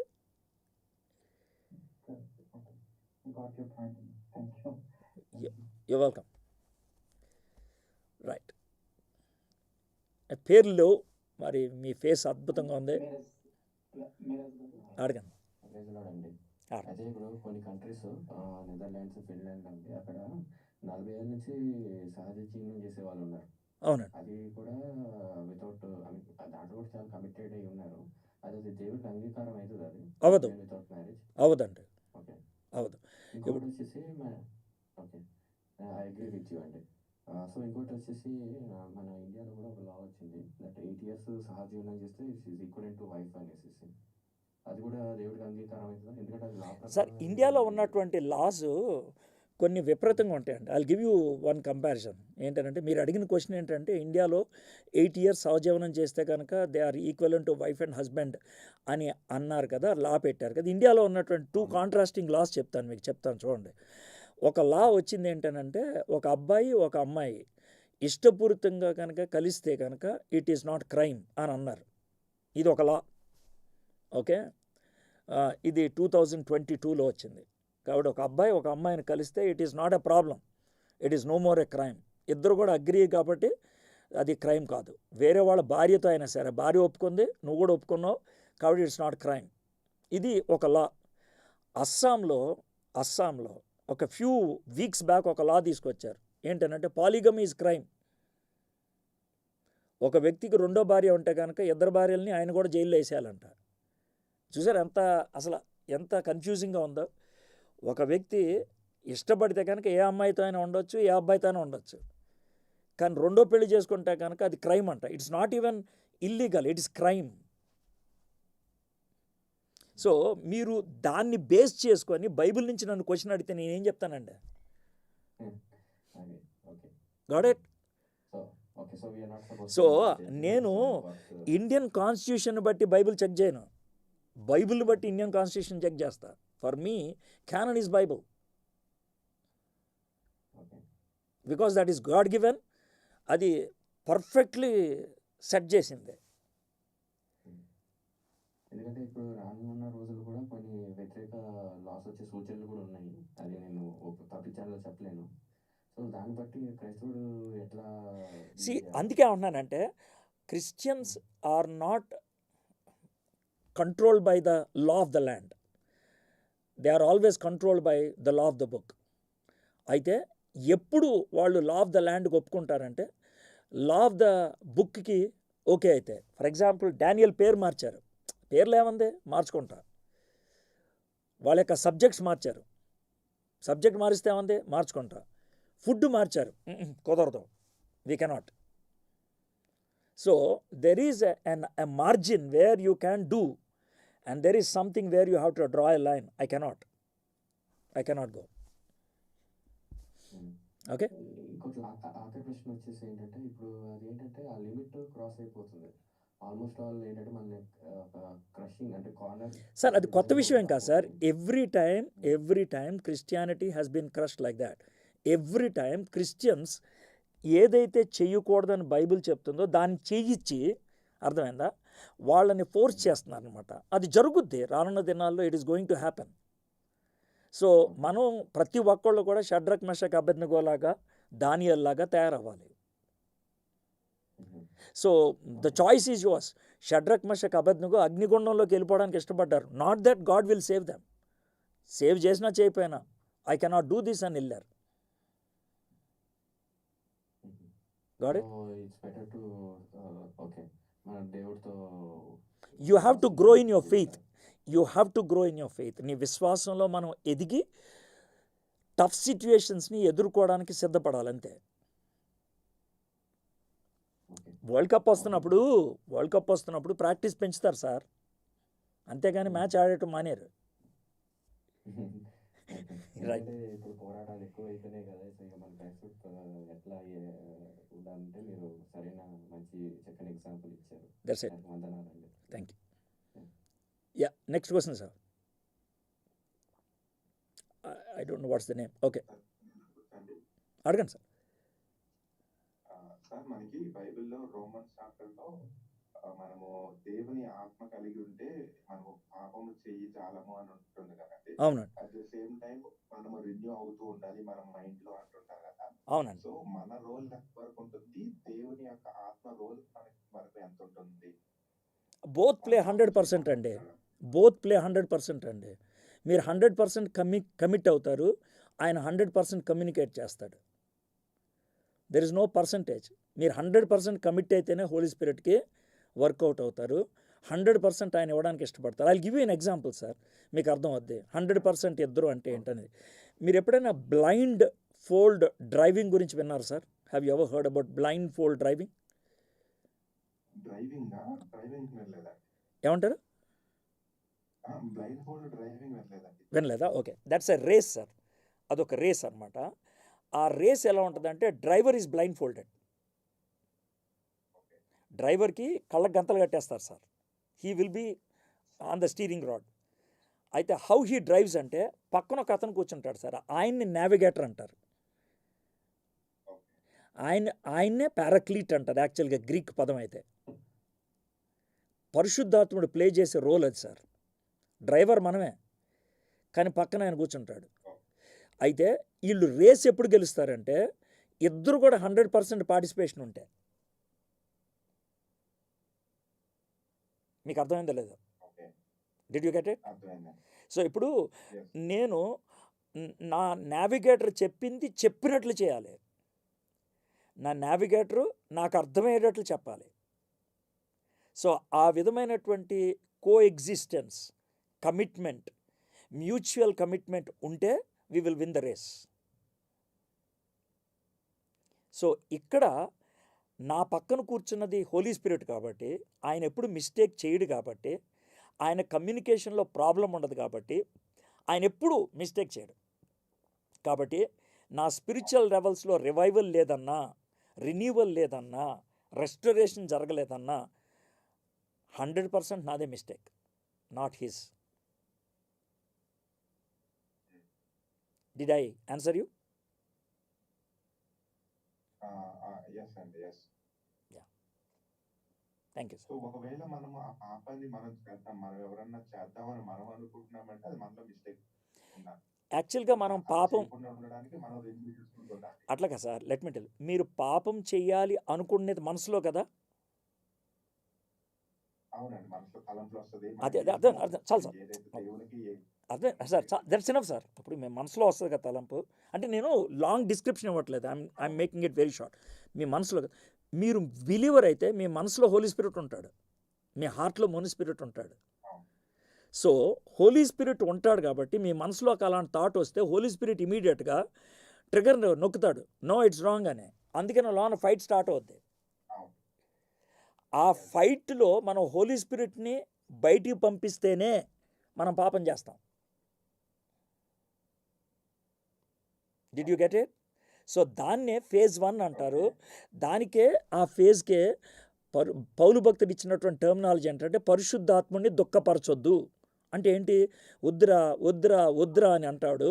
మనం పాపం చేయడానికి పూనుకుంటే ఆయన ఏడుస్తాడు. అందుకనే పరిశుద్ధాత్మని దుఃఖపరచొద్దు. ఇక సెకండ్ లెవెల్ ఏంటి అని అంటే కనుక, పరిశుద్ధాత్మని ఆర్పొద్దు అంటే ఏంటంటే, you shut the mouth of the holy spirit's words and do your will. అప్పుడేంటంటే హోలీ స్పిరిట్ని నోరు మూయిపించేసావు. Don't put off the holy spirit. Did you get it? So అప్పుడు యూ కమిట్ సిన్. సో ఈ ప్రాసెస్లో హోలీ స్పిరిట్కి నీకు మధ్యన ఫైట్ జరుగుతూనే ఉన్నది. సో ఈ ఫైట్ టైంలో ఒకవేళ వర్డ్ ఆఫ్ గాడ్ చదివినా, ప్రేయర్ చేసుకుంటున్నా, మనకు ఒక బిలీవర్స్ ఫెలోషిప్ ఉన్నా, వీ వుడ్ గెట్ స్ట్రెంగ్త్. ఆ స్ట్రెంగ్త్లో హోలీ స్పిరిట్కి అప్పర్ హ్యాండ్ వస్తుంది, టెంప్టేషన్ని తొక్కేస్తాం. ఒకవేళ మనకి ఫెలోషిప్ లేదు, ప్రేయర్ లేదు, వర్డ్ ఆఫ్ గాడ్ లేదు, హోలీ స్పిరిట్ యొక్క ప్రాంప్టింగ్స్ వీక్ అయిపోతే, మనకున్నటువంటి డిజైర్ స్ట్రాంగ్ అయిపోతే, అప్పుడు మనం పాపం చేస్తాం.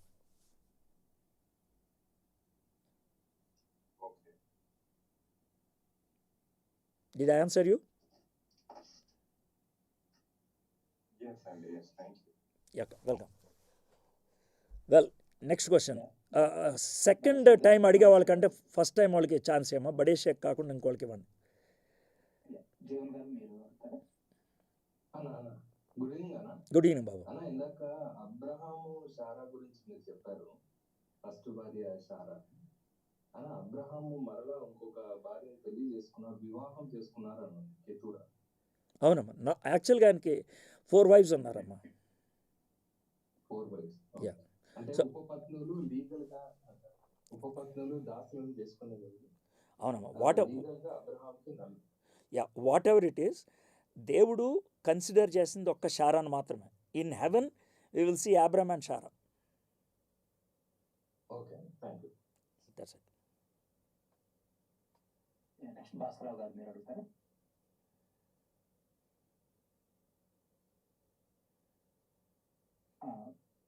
భాస్కరరావు గారు రెడీ, లేకపోతే దివ్య గారు మీరు అడుగుతారు.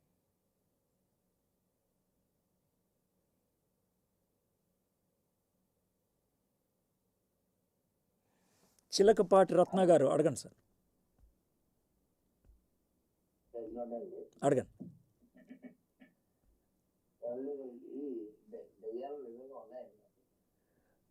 దెయ్యాలు ఎందుకు ఉండవు అంటే ఉంటాయి సార్.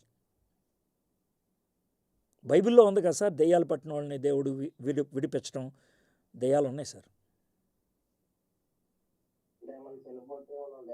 చచ్చిపోయిన వాళ్ళు ఎవరు దెయ్యాలు ఎవరు సార్? చచ్చిపోయిన వాళ్ళు ఎవరు దెయ్యాలు ఎవరు సార్? ఇది అవుట్ ఆఫ్ సిలబస్ కొనండి, అంత ఇంపార్టెంట్ క్వశ్చన్ కాదు. చచ్చిపోయిన వాళ్ళు ఎవరు దెయ్యాలు ఎవరు సార్? సాతానుడు తోయబడినప్పుడు దేవదూతల్లో 1/3 తోయబడ్డారన్నారు.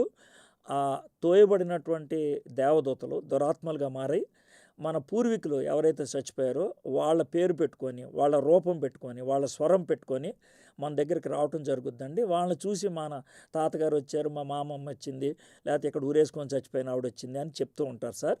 అది వాళ్ళు కాదు సార్. చచ్చిపోయిన వాళ్ళు అయితే పరలోకానికో నరకానికో వెళ్ళిపోతారు సార్. ఈ దురాత్మలు వాళ్ళ పేరు పెట్టుకొని, వాళ్ళ రూపం పెట్టుకొని మన దగ్గరికి వస్తారు sir. Okay, right. Divya Mojesh గారు అడుగుతారా? ఒక పెద్ద ఆయన ఫోటో ఉన్నది, పేరేం లేదు, నాకు తెలీదు. ఆయన ఎవరు? భాస్కర్రావు గారు. భాస్కర్రావు గారు. చంటి గారు అడుగుతారా?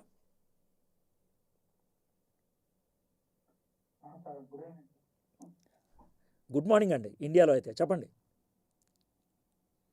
ఇండియా సార్, దేవుడు మనతో మాట్లాడతాడు కదా, దేవుడు మనతో మాట్లాడతాడండి.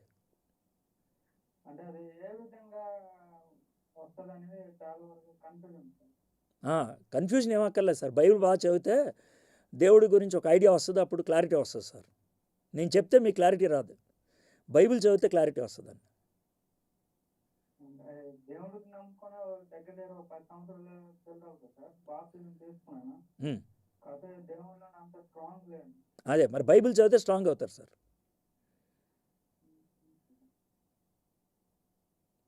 అదొకటే మార్గం, ఇంకా వేరే మార్గం లేదు. ఓకే అండి, రైట్. ఇంకా చాలా చాలా మంది ఉన్నారు. Will go quickly. సత్య గారు మీరు అడుగుతారు. Please, if it is not relevant for today's subject, maybe we can ask later, but yeah, please try to focus on related to today's subject. Exactly. So that we can, yeah.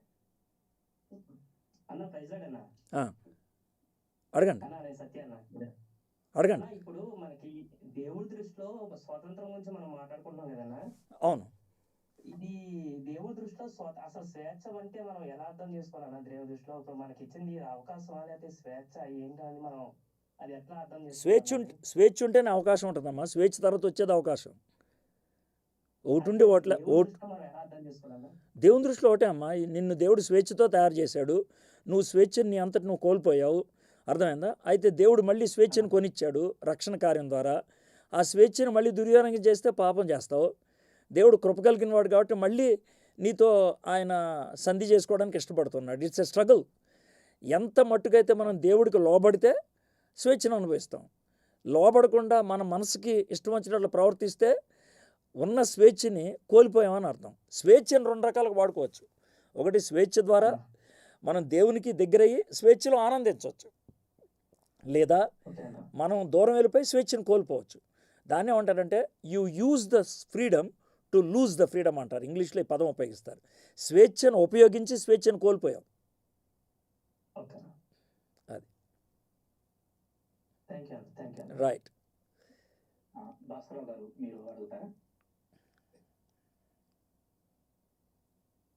మీరు unmute చేసుకోవడానికి problem అవుతున్నట్టుంది. మీరు చాట్లో message పెట్టారు కానీ మీరు unmute చేసుకోలేకపోతున్నారు. Message ఏంటి చదివామ్మా? ఒకవేళ మనం ఆన్సర్ చేయగలిగితే చేద్దాం.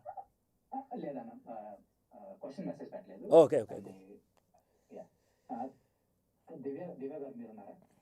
మీరు హ్యాండ్ రైజ్ చేశారు కానీ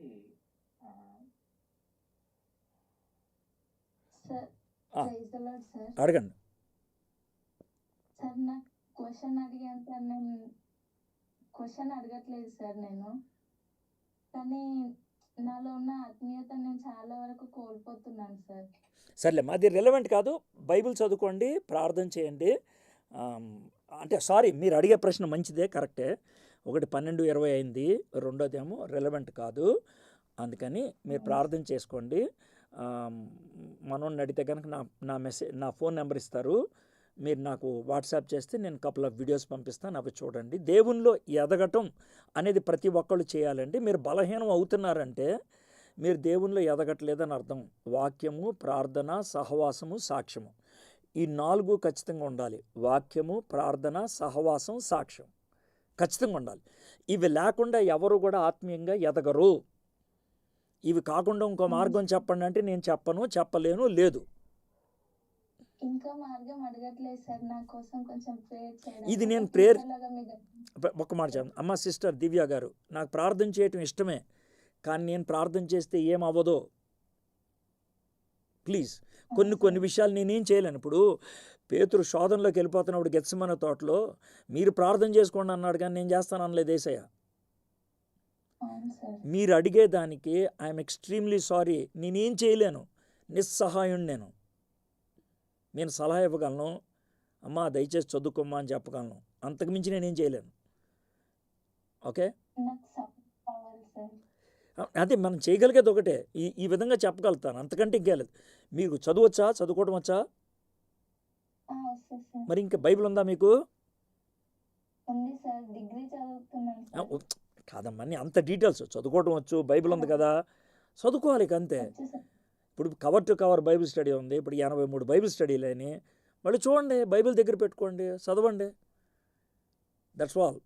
ఓకే, రైట్. బడే షేక్ గారు, last question for this day. ఇది క్వశ్చన్ కాదు sir, just information. Hebrews books అయిపోయింది కదా న్యూ టెస్ట్మెంట్ లో, నెక్స్ట్ బుక్ ఎప్పుడు స్టార్ట్ చేస్తారు?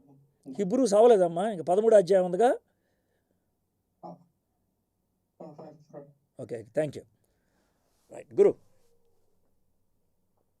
And I think భాస్కర్ గారు జాయిన్ అవుతున్నారు. Just one last question. Yeah, Bhaskar గారు మీరు ఉన్నారా?